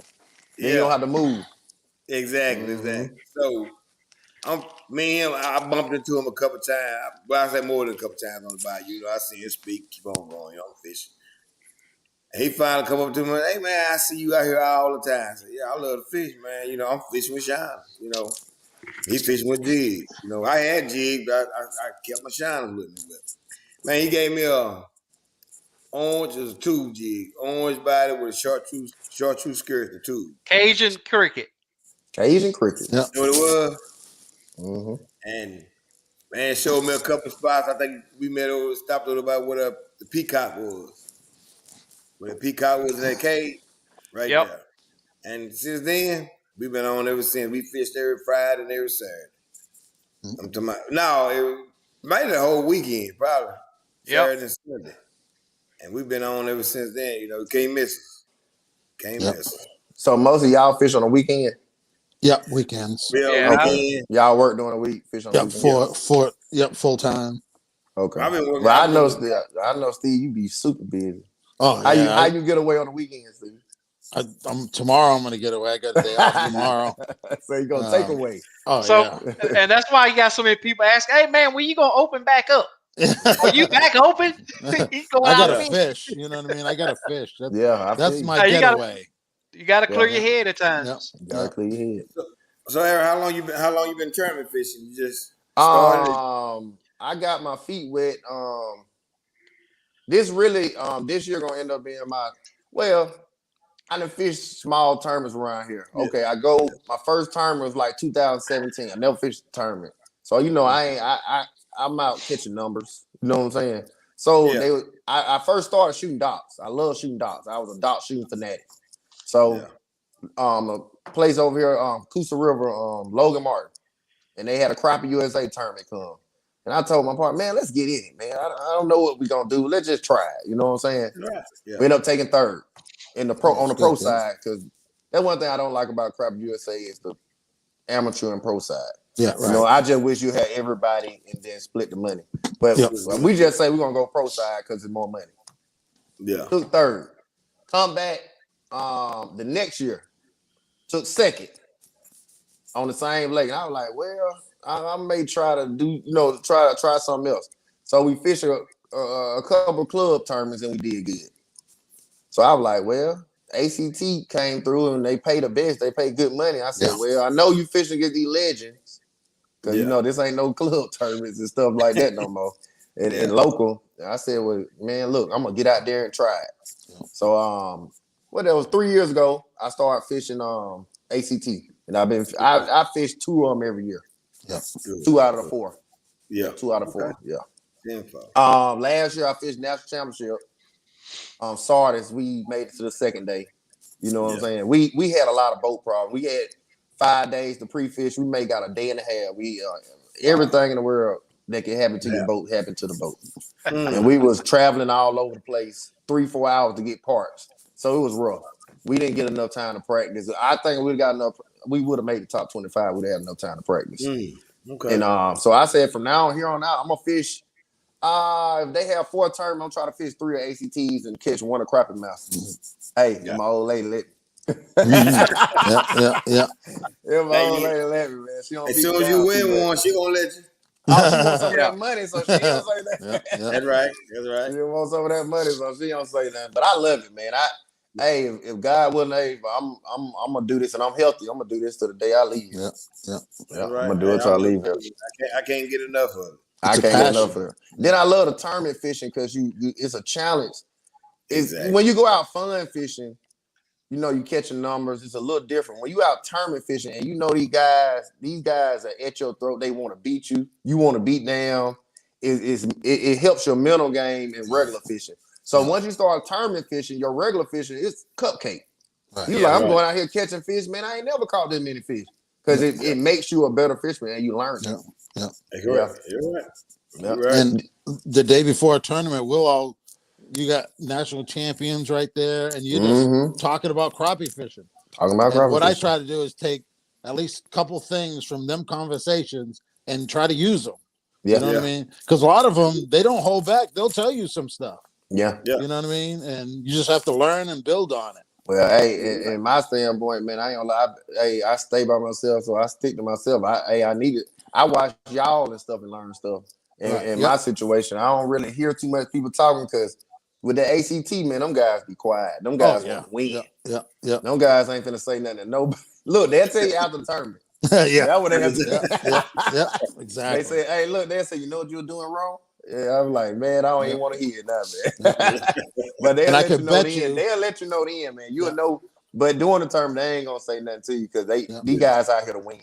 And I bet you Josh Jones used the same hand tie all 3 days. I think he used the same hand tie everywhere he go. Yep. I really do. He just got so much confidence in it, and he know it's gonna work, man. Right. And one thing about that guy, man, you got a lot of guys that guide for numbers. That guy guides for big fish, and that's why he's so good at it. Yep. He may not drop but 10 before times he drops the whole day. Yep. He may not drop his rod 10. He passed all those keepers. Yep. And he looking for big fish, man. That would really make him so good for real. We were talking about culling fish off live scope without even dropping your rod in the water. Yeah. And he's culling them. And 5 years ago, you would have said that's crazy. Yeah. But now that's the norm. Yeah. You know, with these guys out there. That's just like when we was in Gunnersville a few months ago, man. We passing all these fish because I knew our smallest fish was in there 1718. So ain't no need even throwing it there. Right. I was telling him, he was like, nah. I was like, partner, we need to keep moving. We looking for a 2-pounder. That's what we're looking for now. We ain't even looking for those no more. We wasting our time fishing for those. Yeah. So it be like that. It's crazy. It's crazy how the fishing and then just adjust it. But guess what? The fish adjusting to live scope now. Oh, it seems like in a lot of places. Yep. Because these fish here, man, it's like if we didn't have live scope this fall, it wouldn't have been a lot of fish catching because our fish usually be on brush and stuff like that. Them fish was scattered like crazy. Yeah. They were scattered like crazy. On several lakes. Yeah, man. I'm talking about it's really amazing. We looking like, man, ain't no fish on brush nowhere. Right. I mean, when I say nowhere, you may find one fish on a piece of brush, and you done looked at 20 or 30 brush piles. So everything fish was moving. They moving. So you had to chase them down. Right. Yeah. Live scope helped out a lot this year. Yeah. Yeah. So how long you had live scope? Me, this about my 3 years. Okay. I done had 3 years. Yeah. I'm pretty good with it. I ain't gonna lie. I'm pretty good with it. I be humble about that stuff, but I'm pretty good with it. My thing is learning to be more patient. Right. And when you going through searching creeks or whatever, you can't put in your head that I ain't nothing here. Because you didn't search for 20, 30 minutes in a creek. No, you gotta say, you gotta just keep searching. You gotta keep searching. You gotta keep searching. Because you may come around a curve and boom, there they go. You know what I'm saying? So my thing is just working on having I can search real fast, but I gotta be more thorough. And that's what I'm working on, patience in my head. Yeah. Right. It's all mental. It's all mental. Yeah. It's all mental. Cool. Because a lot of us can catch the fish, but you got to have the patience to find them big fish, man. Right. Them big fish ain't gonna just be right there where you can always get them. Yeah. Or get what? They wouldn't be that big. Right. They're gonna be solo just about. Yeah. You might catch 2 of them together, but most of them they solo. Yep. That's why I like those stumps, those solitary stumps. Yeah.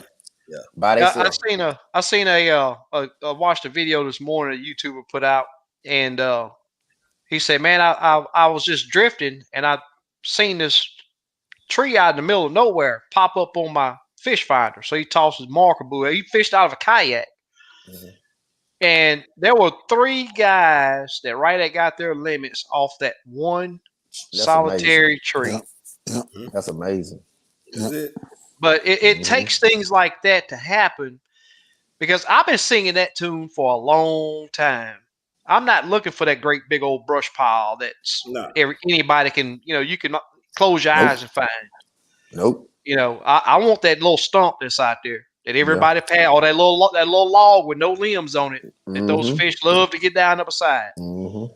And that's what those big fish are. Yeah. That's what them big fish are, man. Yeah. Like I said, searching for big fish is way different than searching for numbers. It's way different. So when I started tournament fish, I had to get the numbers thing out my mind. Stop searching for numbers. You searching for big fish, man. It took a little minute, and I'm just now really starting to get it out my head now. And I'm starting to learn where big fish at and kind of like how to come at them big fish. Because a lot of times you hit them big fish and you can't get them to eat. Right. That's another thing about tournament fishing, man. That's the thing that kill you the most, when you done found good fish and you cannot catch them. Right. Yeah. That's what really hurts you. Real talk. And that happened to me sometimes, but I'm getting better and better at staying back off them, casting to them, and trying to get them to eat. But Josh Jones used that long pole and get up on them. It's amazing sometimes how he do it. Hey, let's talk about what led up to that 3-4-1 you caught. I know everyone wants to hear that one. Yeah. Man, that fish blowed my mind, man. I'm gonna tell you, I found during the tournament, I found a good spot. And I said, tournament fishing, when you see a lot of times when I first see the fish on a good spot, I won't fish it.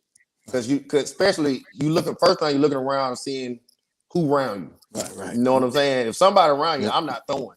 I'm gonna drive off like it wasn't nothing there. That's just me. Yep. So I came back. I came back through again, probably about an hour later. Wasn't nobody around. First time I hit the spot during the week was like Sunday. I caught a 290 black. One fish, got out of there. I got out of there. I said, I'm not throwing no more. All right, I said, wait about 3 more days, Tuesday.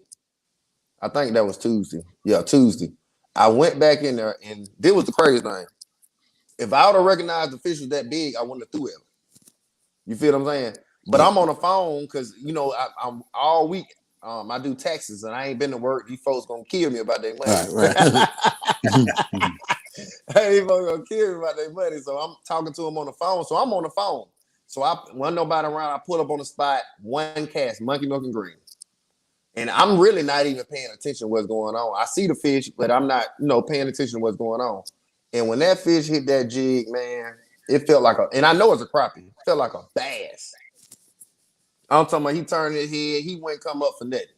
And I'm like, ooh, man, I'm on the phone like, oh, I said, hold on one second. Because I knew I had a good one. Yeah. And tournament fishing, I never put my net on the on the deck because I never want to see nobody. I never want nobody to see me net a fish. Right.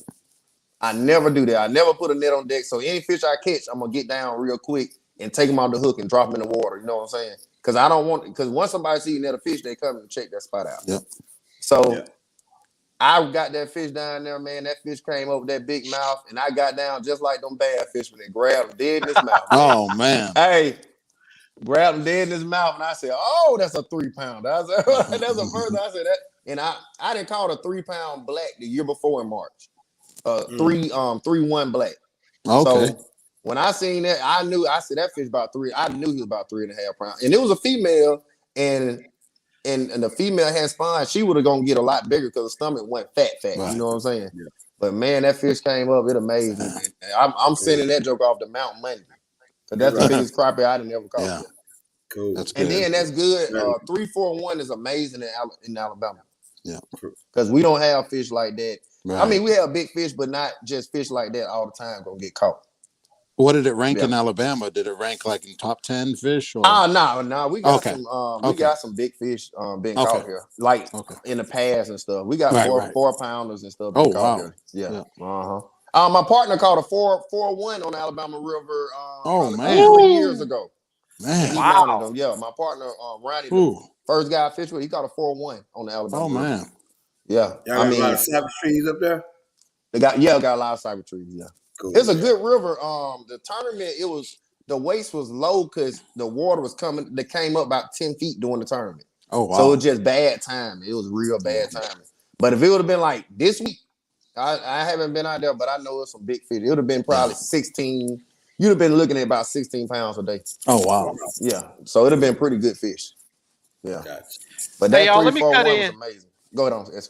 Let me cut in and because this guy right here has put up a question that I like talking about, because I've went all this time and only use SI and 2D. Caddy, I'll tell you this: any unit will help you catch fish that you put time into to learn how to set and read. Yep.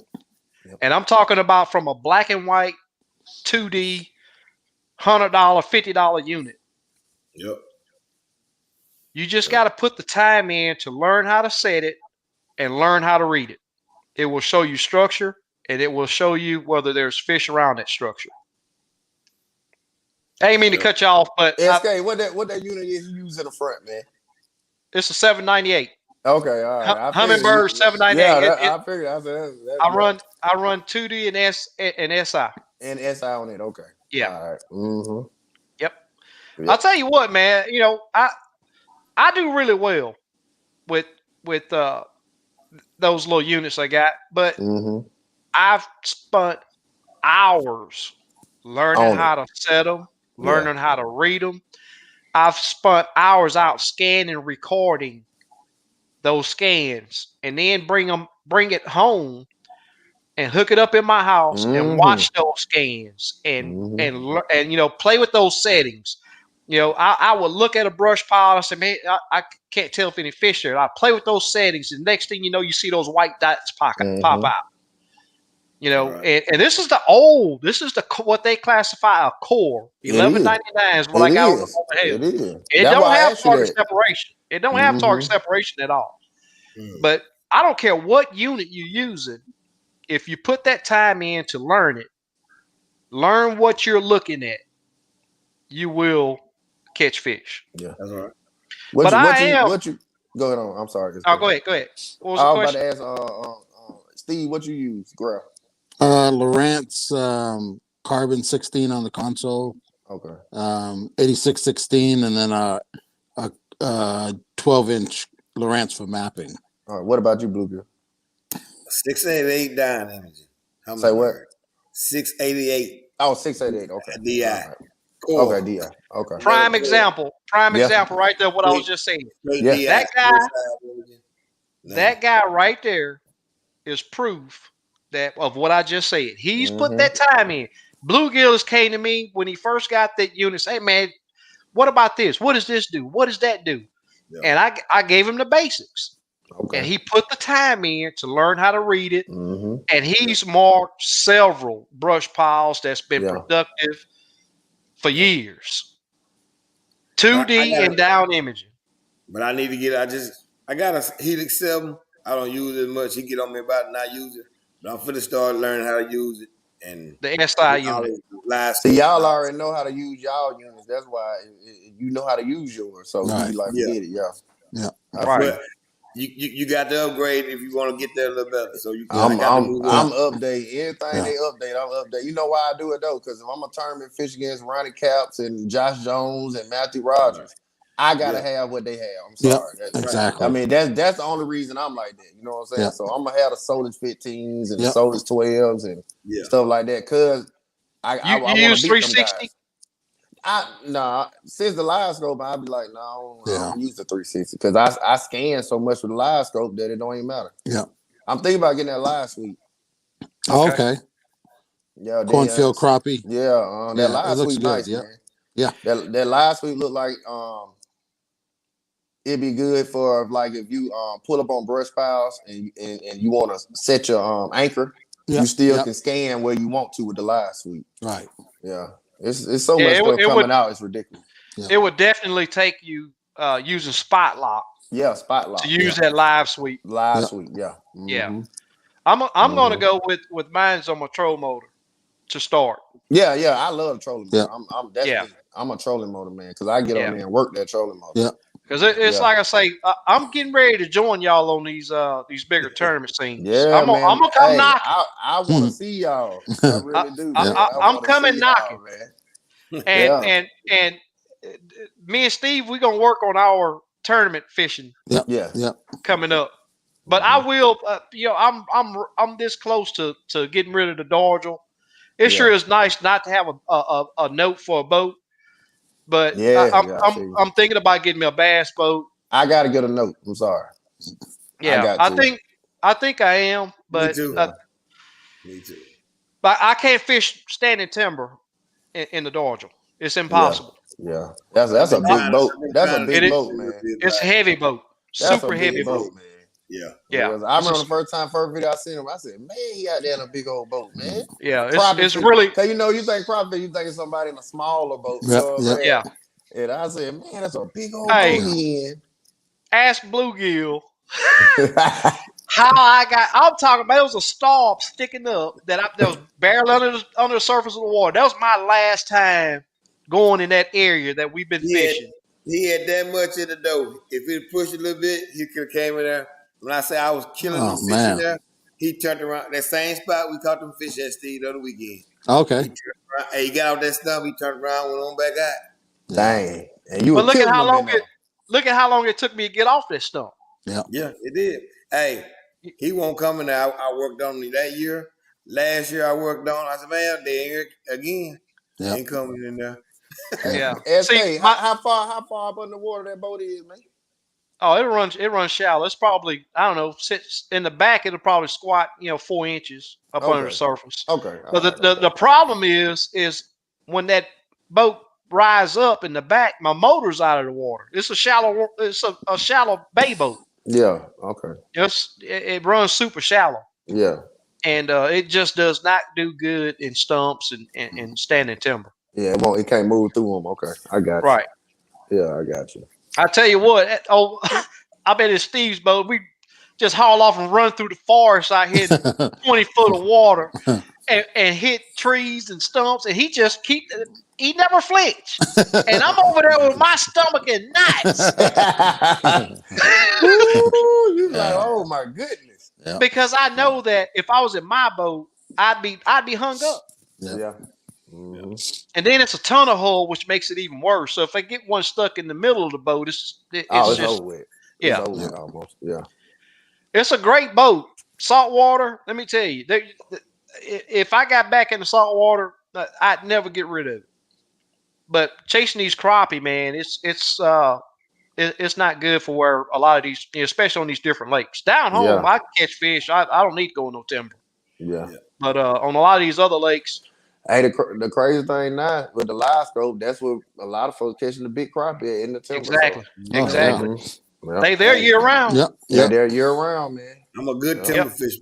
Coming from Louisiana, that's what I used to fish. Yeah, I love that timber, man. Yeah. Hey, Steve, you see this question here? What's that product that Mad Fishing got out for the graph cleaner? Yeah, I got a case. It's a graph cleaner, static free, streak free. Send me a message and I can ship it out tomorrow. I believe it's $19.99, and you get the graph cleaner in a bottle, and you get a microfiber cloth with it. Also, let me throw this out here. Somebody asked a while ago, we're gonna do that giveaway. I got it all right here for that the limits tackle hat. I don't have it close to me. We're gonna do that here after a while. So if you guys would hang on, we'll go ahead and do that. Announce the winner. I already know who the winner is, so we'll do that here shortly. And then you put some baits with that hat too, didn't you, Steve? Yep. Hey, I want to show Aaron this. See, we made this bait for bluegill. Okay.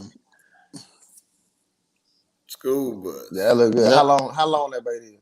2.4 inches. Oh, y'all catch some big bluegills. Oh yeah. Yeah, y'all catch some big boys. We call it the school bus. Oh, okay. That what he was talking about, the school bus. Yep. Yeah. Yeah, we okay. me and SK custom poured it one day for him. Okay. Yeah. So you wanted that one. Yeah. That black, okay. black and yellow. Yeah, that black and yellow. I don't fish with black and chartreuse. I don't fish with no black and chartreuse jig. Straight black and yellow. I change it up on them. Everybody use black and chartreuse. Chartreuse, yeah. Yeah, but I use black and yellow. Black and yellow. Yellow, a good color, man. Yeah. It is. Yellow is a good color. People don't talk about it, but that's a good color. Yeah. Exactly. Mm-hmm. Exactly. It really is. I got a little, about a 1-inch hand tie that yellow chartreuse head, fluorescent yellow body, and a flow yellow tail. In the summertime, let me tell you, slabs. They love it. And that bait's that long. Yeah. And I catch, black and white crappie. They go crazy over it. Yep, they do. And I got some limit tackle tad fries that's pretty close. It's that, they super bright chartreuse, that little bitty. They will be put to work. I don't think they're gonna be put to work. Tad fries yet. Oh yeah, the tad fries work. They work. You'd be surprised with them. SK, how long you been crappie fishing? Ever since you was young, a kid? I fished with my grandfather when I was on the banks. Yeah, on the bank. Okay. Mm-hmm. Using minnows. Okay. And after I got grown, I just like y'all, I had a small boat. I started off with a 12-foot jumbo with a troll motor. And I tell you what, there's an area down in Freeport, Texas called Christmas Bay. I had 2 big old batteries for that boat, and I'd go out in that bay in that little old 12-foot jumbo with nothing but a troll motor. Redfish, flounder, you name, speckled trout, you name it. But I got fed up with that, and I had to say, you know what, I'm gonna stay close to home. And I started hitting these lakes up. I started off with minnows after the crappie, and there's an old guy. I shouldn't say old guy because I know he's listening. He's really young, but he gets around like a young guy. But he's been fishing a long time. Goes by the name of Sticko. And this guy, I got to know him, and he always used jigs. But you know what? I always bought jigs, but I could never make them work. So I'd start off with, I'm gonna catch a crappie on a jig. I'll put that jig down there, fish an hour or so, never catch nothing. I got my backup minnows right here. I'm gonna get me some crappie to go home. We get ready to eat. And he talked to me one day. He said, "Hey, you want to know how to learn to catch crappie on jigs?" I said, "I'm listening." He said, "Don't stop at the store and buy no minnows." Sure, right about that. When you put that time in to keep that jig wet, that's what helps you catch crappie. That's what on helps. jigs. You don't want no backup. You don't have no backup. You gotta make it. You gotta make it do what it do. Exactly. And I'm gonna tell you, I struggled for a long time, but after that first thump, I was hooked. First thump. Yeah, man, that's all it takes, man. Same thing with me. Yeah, I was hooked. Yeah. So we got this question here. Prior to Live Scope, how did you approach spawning crappie? Anybody want to? Let Bluegill handle that one. Shallow, 1.5 feet, 2 foot. I'm gonna put it right on the bank. I'm gonna put it on top. Hey, I was putting it on their nose right there, just like Live Scope. You put it right there in that shallow water on that bank. I back up. Cause back home we got the cypress trees, which they call the cypress knees. Basically, the roots coming from the trees. Yeah. So I take that jig, drop it right there, just about 1 foot. Boom, they on there. I'm talking about, as long as there's enough water there to cover their backs, they gonna be there. So that's another question we had a little while ago. They will get in water shallow enough to where their back fins. Inches. Okay. Yeah. You would think you could see them, but you can't. Yeah. They had that fin, that dorsal fin to be laid down. Inches. So you can't see them, but they'll be there. Yeah. They'll be there. That's what I think. But go ahead, Aaron. If you want. I said I'll take a.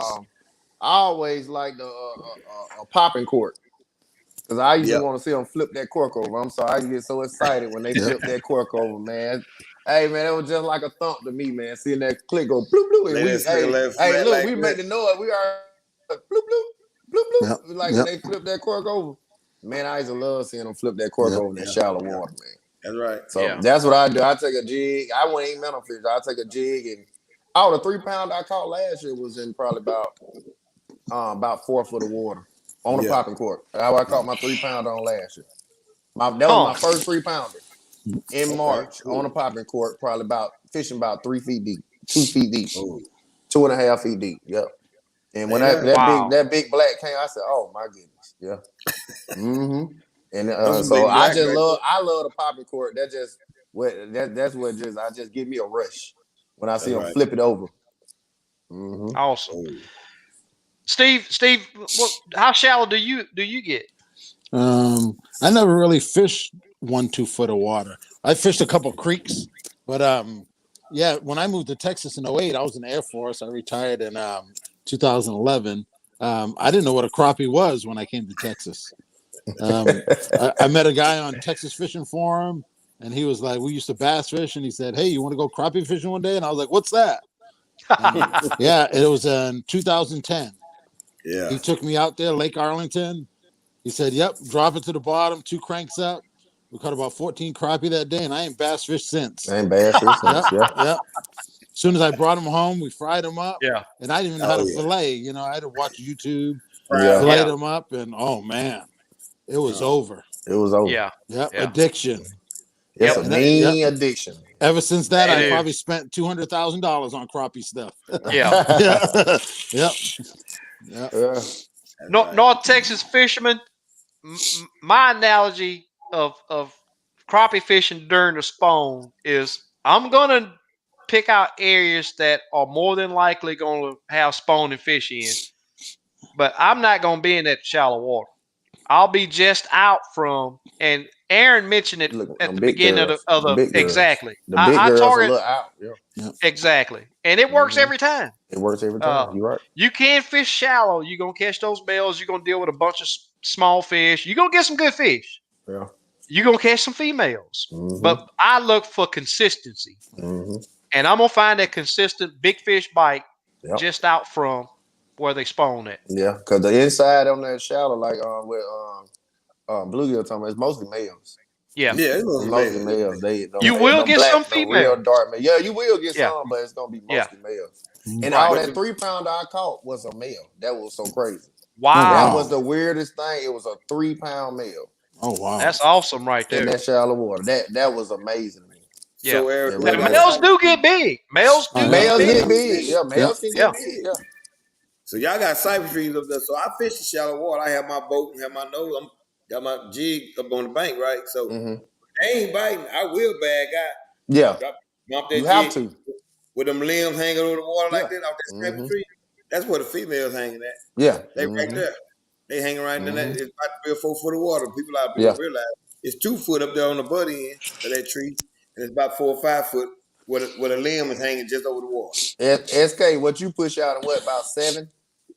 6, 7, Where do I 6 start to 8 at? foot of water. I'm talking about when you talking about you push out a little bit, about 6 to 8 foot. 6 to 12. 6 to 12. Okay, yeah. Okay. Hey, now let me. This guy, Mind of Harris, put this up here. I think me and you talked about this when we talked on the phone, or we may have talked about it on the live. Just like yesterday when I went down to that lake, my buddy Ketchin and H was down there fishing. They were all popping, pop. They popping. We all used fixed floats, and they were popping their jigs. When I first walked up to the water, I bent down and stuck my finger in the water. It's like, man, wow, that water's pretty cold. So my first cast, I gave a little twitch, little twitch. I was like, no, they not wanting it. That water's too cold. Cast right back out there and just that real slow, just a steady, real slow retrieve. And boop. Yeah. And that can be the difference when on these temperature changes. That can be the difference is slowing down. Just go small and slow down. Yep. Right. Hey, to me, I'm gonna be honest, man. Ever since Live Scope it came out, and most time when you doing all that twitching, you catching some real aggressive crappie. Right. Oh, yeah. Exactly. I'm being honest, man. What Live Without a Scope doubt. taught me, man, I do a man. I used to look at people doing that slow reel. I'm like, man, that's so old school. That's what I used to say to myself. Man, we popping that jig and we do, you know what I'm saying? But man, now that Live Scope, hey, look, when you was catching on fish, you would catch some real aggressive crappie. Cause you get to popping that fish around some of them crowd, they run. They don't want no part of it. So like you say, man, that slow reel, it may be old school, but I don't care what nobody say. It works. Yep. Yeah, it works. Yeah. You can watch them. When we fish with Steve the other weekend, we slow raising it, let it down. Yeah. Let it down till it's got to pop it and see what it do. I pop that jig like that. Yeah, he ain't don't want no part of it. It's amazing, man. Yeah. It It's didn't want none of amazing. that. Don't want none of that, man. But to everybody's point here, there are times when you can apply heavy action. Oh yeah. And that's what entices. And that's what they want. And that's what they exactly. Yeah. So making those subtle changes, Yeah. getting dialed in, you know, putting those pieces to that puzzle together. You know, and like we were saying a while ago, you can't just go out with one mindset on one color and one action. You're gonna do this because you're gonna fail. You gotta have an open mind when you go out there and give several different techniques, several different, make changes. And what's crazy is, go ahead. My bad. No, go ahead. But crazy is, you can on the same day you go to one brush pile, they want it one way. You go to the next brush pile, they want it a whole different way, man. Exactly. So it's crazy. Like this group of fish want something different. It ain't like you can use the same thing every time. So like me, like you said, what you did, I always come with 2 or 3 different retrieves to see what they want. You know what I'm saying? It just that's what I'm gonna do every time I see, and then I see which retrieve they hit it the most aggressive, because that's very important. That's the ticket. That's very important to me. Because if they ain't hitting aggressive like that, I'm missing fish, and I hate that. I hate that. Yeah. That's right. So, what's y'all's least favorite crappie jig color? Black and chartreuse. Oh no, don't say that, man. Black and chartreuse. That's my least Hey, don't favorite. say that, man. Don't say that, though. Hey, to be honest, man, I'm gonna be honest. I don't really have a least, because I love whatever works. I done been on the days with a jig I like won't do nothing. I put a ugly brown and something on, and them fish turned on like a light bulb. It's to me, I don't have a least. Guess what? They make all them jigs because they search that them fish will eat them jigs. They make all them different colors because at some point you're gonna need that color, or at some point. I don't really have a worse one. I have a favorites, but I can't say no worse one, because guess what? If it works, I love it. I'm sorry. That's right. You're right. Yeah. You're right. Real tough. I got it in the box though. I got it in the box. Well, you got that black and chartreuse in the box. Yeah. I got it. You got that black and chartreuse in the box. You gotta have it in the box. I don't care if you like it or not. You gotta have it in there. You got it in the box. Yes, sir. And it all depends on clarity of the water. Yeah. Clear water, muddy when they get water, dark, man, stained, that black and chartreuse still good. I don't care. Anytime, anywhere. Yeah. Even down there in Louisiana, man. Black, hey, you have to put it on. Right. Yeah. Mm-hmm. That's right. So we've had some great questions, man, but we've talked about so much that we've missed it. I'm gonna go through and write down these questions, and hopefully next week get these things taken. But real quick, guys, if y'all don't mind, I haven't seen the winner from last week, but the number on the giveaway was 91, and the winner, the first person that posted 91 was Hugo.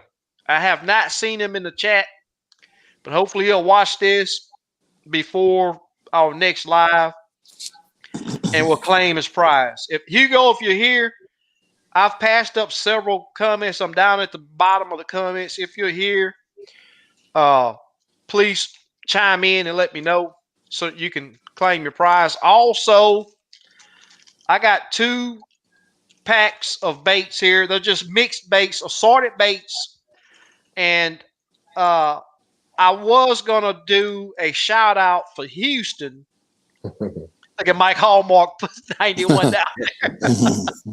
I was going to do a shout out for Houston and then just do something because it gets really expensive mailing these free jigs out. How many people from Houston do we still have here? Houston, Texas, or surrounding areas that's close enough to meet me on a lake one day. You about to have a bunch of hands up. I'm waiting. 3 hours. Not for 30 something baits. It's like maybe 35, maybe 40. It might be 40 baits in there. That's a lot though. Shoot. Oh, It is. That's a lot. Man, you do a lot with 40 baits, man. Oh, Yeah. Post up if you're from Houston. Post up if you're from Houston. Yeah, this is my little tad fry we were talking about. It's like a little tadpole. Oh, yeah. Uh-huh. Yeah. 1.3 inch. Yeah. Yep, little tiny thing. Yeah, that's good. Oh, yeah. Yeah. And I do it in any color. Mm-hmm. Oh, yeah. Them black crappie, oh, man, they love that. Yeah, they love it. Yeah. Yep. You know. Hey, down there, where y'all at on y'all blacks and whites, yeah, Lake Fork, both. Yeah, I know Lake Fork. Yeah, I know, but bluegill, where you fish at is black and white. Yeah, black and white. Okay, all right. Yeah, Lake Houston that we fish is predominantly white crappie. Yeah, but on Lake Conroe is predominantly black. Okay, all right. But you'll get a good mixture every now and then. You'll get a good. There's a couple of spots being SK fish. We'll catch a lot of whites. Okay. We catch it on Alpha Conroe, but more than likely it's predominantly black. Okay. That's why you telling you catching on 3 pound blacks. I'm like, man. Yeah, that's a big thing. Man. 3 pound. We got a Lake Jordan down here. Yeah, big blacks, man. That's those are the biggest blacks I didn't call. But I know Arkansas got big blacks too, though. Yep. Arkansas got some big blacks, man. Yeah. Chuck Adams say I'm retired. I can drive anywhere. I was about to tell you. Hey, I'm gonna sign off and I'm gonna sign back on in about 5 minutes. I'm gonna go in the house because it's cold out here. I'm in my shop. Okay. Man, I'm freezing. Okay, Steve. So I'm gonna sign off and I'm gonna sign on in like 5 minutes. Okay. All right. But yeah, the email you sent me, tell them I'm gonna mail them jigs off tomorrow. I didn't see his name on here. I'm gonna mail them jigs off tomorrow, so it'll be good. And that was Nicholas. I seen him. Yeah, I seen him in the chat earlier. I'm not sure if he's still on. Yeah. Okay. I tell you what. I figured we would have had 30 or 40 people from down home. But what I'm going to do is we're going to do this 1 minute. Wait, don't post no numbers. Don't post any numbers yet. You know how we do it. I got to put a start in the comments section. And we got 97 people on watching. So 1 through 97, you can post as many numbers as you want. I can post? Sure. Hey, what you say? I'll meet you. And we'll do this. We'll do this one round of posting numbers, and we'll pick 2 winners from that. Let me write down 2 numbers first. Write down 2 numbers. 1 through we up to 101 now. So 1 through 101. Don't post any numbers until I hit that start button. It was 123 hit earlier. Yeah. I think we'll be at that 150 mark, and we'll be doing another rod here after a while. Oh yeah, another rod giveaway. I might even buy one of them rods I got. Bring it to the give it away. SK, what kind of rod you giving away, man? It's probably gonna be HH or a Kevin Rogers. Okay. Kevin Rogers. Okay. Now that Denali. It's gonna go when I hit 15,000 subscribers. I didn't put start in, did I? No. So those of you that post numbers, it's not gonna count right now. You ain't put start yet. But you say you be fishing with them what's them rods you say you be fishing with, Aaron? You say about $300? G Lumas. Yeah, they expensive. Yeah, they expensive, but they great rods. There's a lot of guys that use them in saltwater. Yeah, and bass fishing. They major in bass fishing too. But I love them G Lumens. Cool. Yeah, they top of the line rods. Right. Top of the line rods. Yeah. Cool. I'll tell you what, them Denali's, man. They gonna be the next top. I ain't never fished with a Denali. I'm gonna try one out, man. I ain't never fished with no Denali rod. They don't have a lot of people that push. Denali known for bass fishing mostly. Right. Yeah, that's what I'm saying. Exactly. Yeah. Exactly. Yep. Yeah, they known for bass fishing. They are. Man, I really do appreciate you coming on, man. It's been a great show. Oh, yes, sir. Yes, sir. We put out a lot of interruption earlier, man. I'm sorry. Hey, man, it happens. It happens. Yeah. That's uncontrollable. Yeah. Right. So. Right. Yeah, I enjoyed it too, man. I enjoyed it a lot. So I done went from the 8612 to the 1242 to the 1243 to the 126 X something V something. Man, so you don't know what you want. I know exactly what I want, but it's about what's in stock that I can get. Oh, look, nobody. It's bad. It's bad right now. We're going. Yeah, nobody have the transducers. Yeah, nobody hardly have nothing, man. Yeah, nobody has live scope transducers. Yeah, it's bad right now with Garmin. They make them as they come in. It's bad. Hey, look, it's bad with Humminbird with the new units and stuff. It's bad with a lot of folks with the COVID, man. It's rough. Yeah. It's rough right now, man. Yeah. You can't get what you want. You have to wait for a month and a half to get one good unit. Yeah. All right, guys, I entered stop on the numbers. We actually went over a minute. I did notice both numbers exact. I think I did. The numbers moving pretty quick. So we will have two and these are jigs I had just laying around. And I will probably boost this up to 50 jig packs. Because I got several more that I need to have people check and test. Try them out. Exactly. All right, see, we got Steve back. Let me see if I can get him added back in. Steve. Hey, how's it going, man? Sounding good, brother. It's freezing. Oh, man. It's cold. Yeah, hey, I don't know what the temperature is. It's cold. That wind today, I knew it was going to bring some colder temps. Yep. Right. Yeah, I had to come in the house.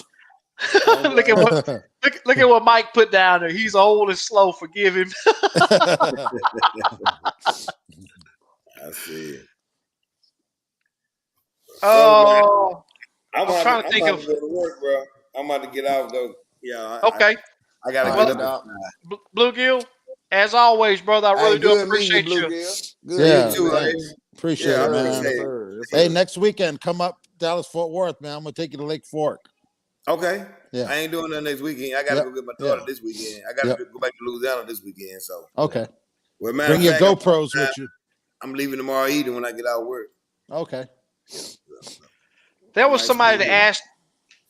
All right. What were you saying, Bluegill? Okay, then. All right. No, I'll holler y'all. Y'all be good. All right. Take care, man. All right. Don't work too hard tomorrow. I ain't not on that train. I ain't. Yep. Yeah, we had a guy earlier that talked about spawning times and bodies of water. And I just want to give him an example. Bluegill has fished for bluegill and red ear his whole life. And he's always told me, man, the red ear don't spawn until after the crappie spawn. And this little lake that we've been fishing is a fairly shallow lake.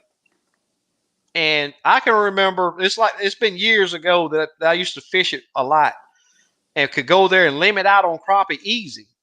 And it would still be cold. And those fish would be up there on the bank. So this lake heats up so much faster than a lot of these other lakes. He was always telling me that we were late for the red ear, that we were early for the red ear when we were actually late. So yes, it does depend on your body of water, the water depth, the clarity, the vegetation, all that stuff makes a difference on how fast that water heats up and what will signal those fish to be be shallow. Right. Aaron, you have a YouTube channel? Nah, look, I'm gonna tell you something, SK, man. I'm one of them real low key cats, man. I'm glad I'm just starting. All the people around me, man, get your GoPros. They tell me do this. I'm one of them dudes that love fishing for fishing, and I never ever I done went fishing. I don't take pictures. I don't do nothing. I'm just starting to. My mind starting to. Yeah, man. I didn't caught something, man. It's ridiculous. Cause I fit like y'all say y'all fish on the weekend. I have a moving company, so if I do a moving job and I get off at 1 or 2, I am gone straight to the lake. When I hit the house, I mean, it's like a V line. Yeah. If I don't get but 3 hours, 4 hours, I'm going. So that's how I fish, man. Look, if I had to just wait for the weekend all the time, I'd be hurt, man. I ain't gonna lie. I'd be sick. So if I get off at 1, 2, and that's why I'm glad the days are long now. They get longer with the time. Oh yeah. Yeah. So that help out a lot. You want to get some afternoon fishing in. Yeah. Right. Exactly. That's how I was able to go yesterday. Oh yeah, man. That's a beautiful thing, man.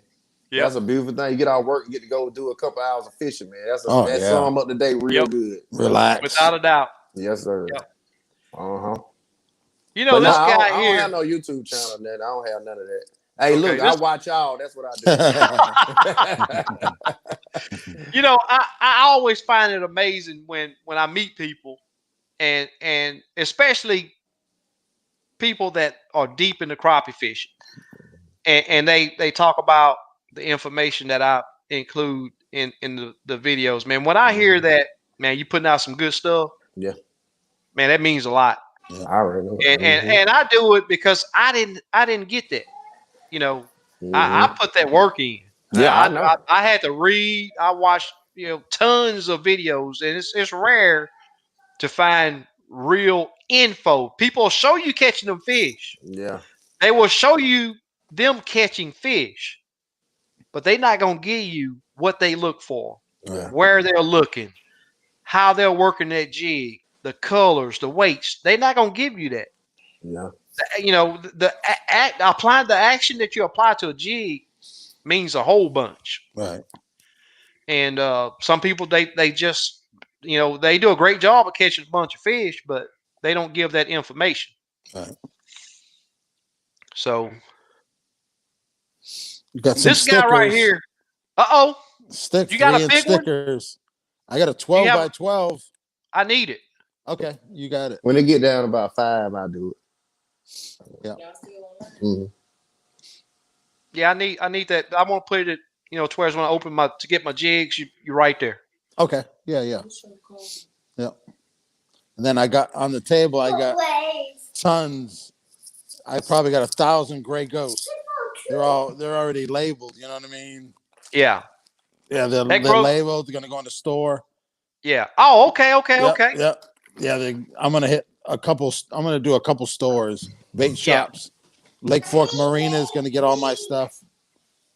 I got a good friend. His family owns it. Yeah. Yep. That's awesome right there. We've been talking about it. Yep. That's awesome. Mm-hmm. So this guy here, the Crappie Killer, I hadn't heard from this guy, man. It's probably been 2 years. It's been a while. But he does a lot of long lining. Okay. Yeah, out of a John boat with a troll motor. Where you from? That I don't know. If he's still here, he can post. Tell him he should put it on there. Yeah, he should put it on there. Yeah. I'm not sure where he's from. And he used. Hey, anybody with a nickname Crappie Killer, I want to know where he's from. Yeah. Because I know he a bad man. Yeah. I have 1 week and then I'm home staked. Then it's over. All right.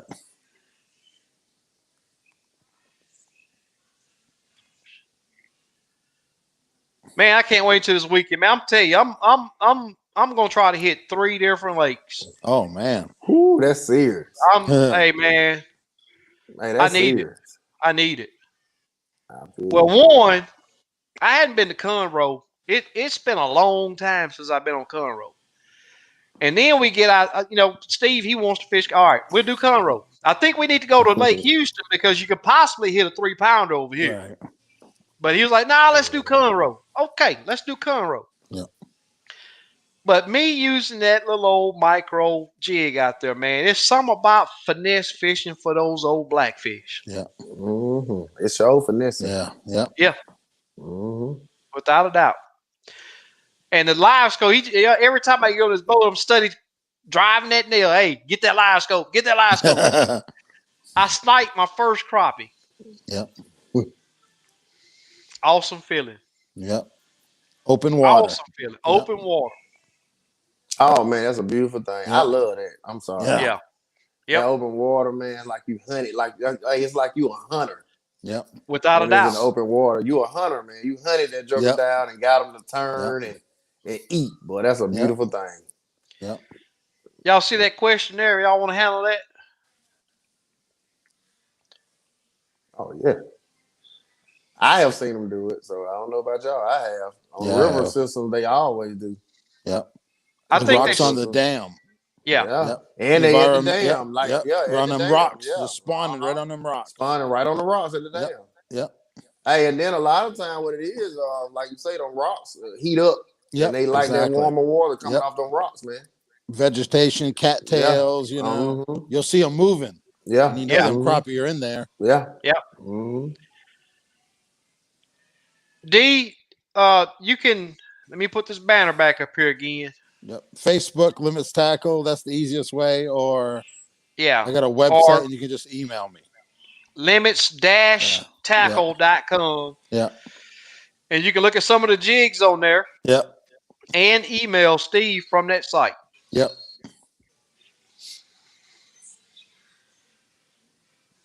And we're down to 86 people right now. I mean, it done got late. Yeah, crappie kill, I guess he burned rubber. Oh, okay. So he didn't. He stuck his neck. Hey, look, he gives some rest so he go kill them crappie in the morning. That's what I'm going to do. I'm going to be a little later. Hey, look, I'm going to get him. my mom going to keep my little girl, so I'm going in the morning. I'm sorry. I got to go. Good. Steve, somebody wants you to sell them a Gray Ghost pack. Yep. Just message me. There you got 5 in a pack. $1 each. Yep. That's a good deal. Yep. It'll be in the mail tonight. I have to pack up about 5 more orders. Ronnie, right now that they're gonna be fishing a lake in Tennessee, so that's a bit far for me. So I doubt I'll make that. If they come to Texas, how is it that these tournament trails don't spend a year? They dodge Texas big. Yeah. Hey, I don't know ACT why. coming down. Yep. Y'all, September. Yeah, I'm Steve, fishing. Yep. Yeah, but Steve ain't gonna. I have to join into my boat. Steve already got another partner for that one. We already planned it like last year. Well, SK man, look, SK, you famous man. Somebody ready to get for you to go on the boat with damn SK. Get that bass boat, man, and you'll be ready. Look, SK got to pick. Hey, look, they'll pull up for SK. I want to go fish on that boat. I want to go fish with you on that boat. So what lake is it gonna be on? Lake Fort. Lake Fort. Yeah. One day tournament. Yep, one day. No, you can pre-fish. It ain't no off limits. Yep, that's a good one. Yeah, Fork is a killer for my boat. Yeah, you gonna come out here? I'm thinking about it, man. That's a nice ride for me, but I'm thinking about it. Yep. Yeah, I'm thinking about it. Yeah, because I want to fish Lake Fort. I never fished it. Yep. I never fished it. Yeah. And that's just one of those lakes you want to fish. Yep. Bucket list. That's a bucket list lake. Yeah. Mm-hmm. Steve, I couldn't find the guy we talked about. Who did we talk about? That's Mike Hallmark. It's coming, Vito. Bass boat. It's coming. Yeah. Have you narrowed it down to what type of boat, which make a boat you want to get? I haven't. Right now I just want a solid boat. Yeah. And this is definitely the wrong time to buy a boat. Mm-hmm. Why these prices of these used boats went through the roof? I have no idea. So many people out of work, but they're getting money from somewhere. Well, fishing, because of COVID, fishing and popped off so hard. Without a doubt. These marine places have way more business than they did when it wasn't COVID. Yep. Way more. It ain't no comparison to business they have. Yep. It didn't popped off hard because of COVID. Real hard. Right. Yeah. Gene, on any of my vertical jigging rods, I use Berkeley Fireline with a mono leader, whether I'm using a 5/16 jig or I'm using a 30-second micro. What about y'all? What line do y'all use? I know what Steve uses. I ain't gonna lie. At first I use different. I tried different time, but I thought it was just a phase for people. But that K9, man, that floral, I'm not sponsored or nothing, but that's some good stuff. Yeah, that K9 line, what is floral? Fluorocarbon, floral, some floral, whatever. Yeah, floral. That's some good line. Man. I'm a K9 dealer. I sell a lot of it. Yeah, that K9 line. Yeah, I mean, you're gonna spend a little money. So what I do is I fish with something else, slime line or something else, while I'm fun fishing. But when I'm getting ready for the tournament, I'm gonna make my order of K9. Right. Get ready for the tournament. Yeah. Mm-hmm. And it's smooth, no memory. You know what I mean? Yeah. See, the memory is what I love. Yep. Because when you fishing and casting, that line's in a circle, man. That's the most irritating thing in the world, without a doubt. What reels especially do you like use? You throwing a little light jig and stuff. Right. That hurts. What do you say? What reel?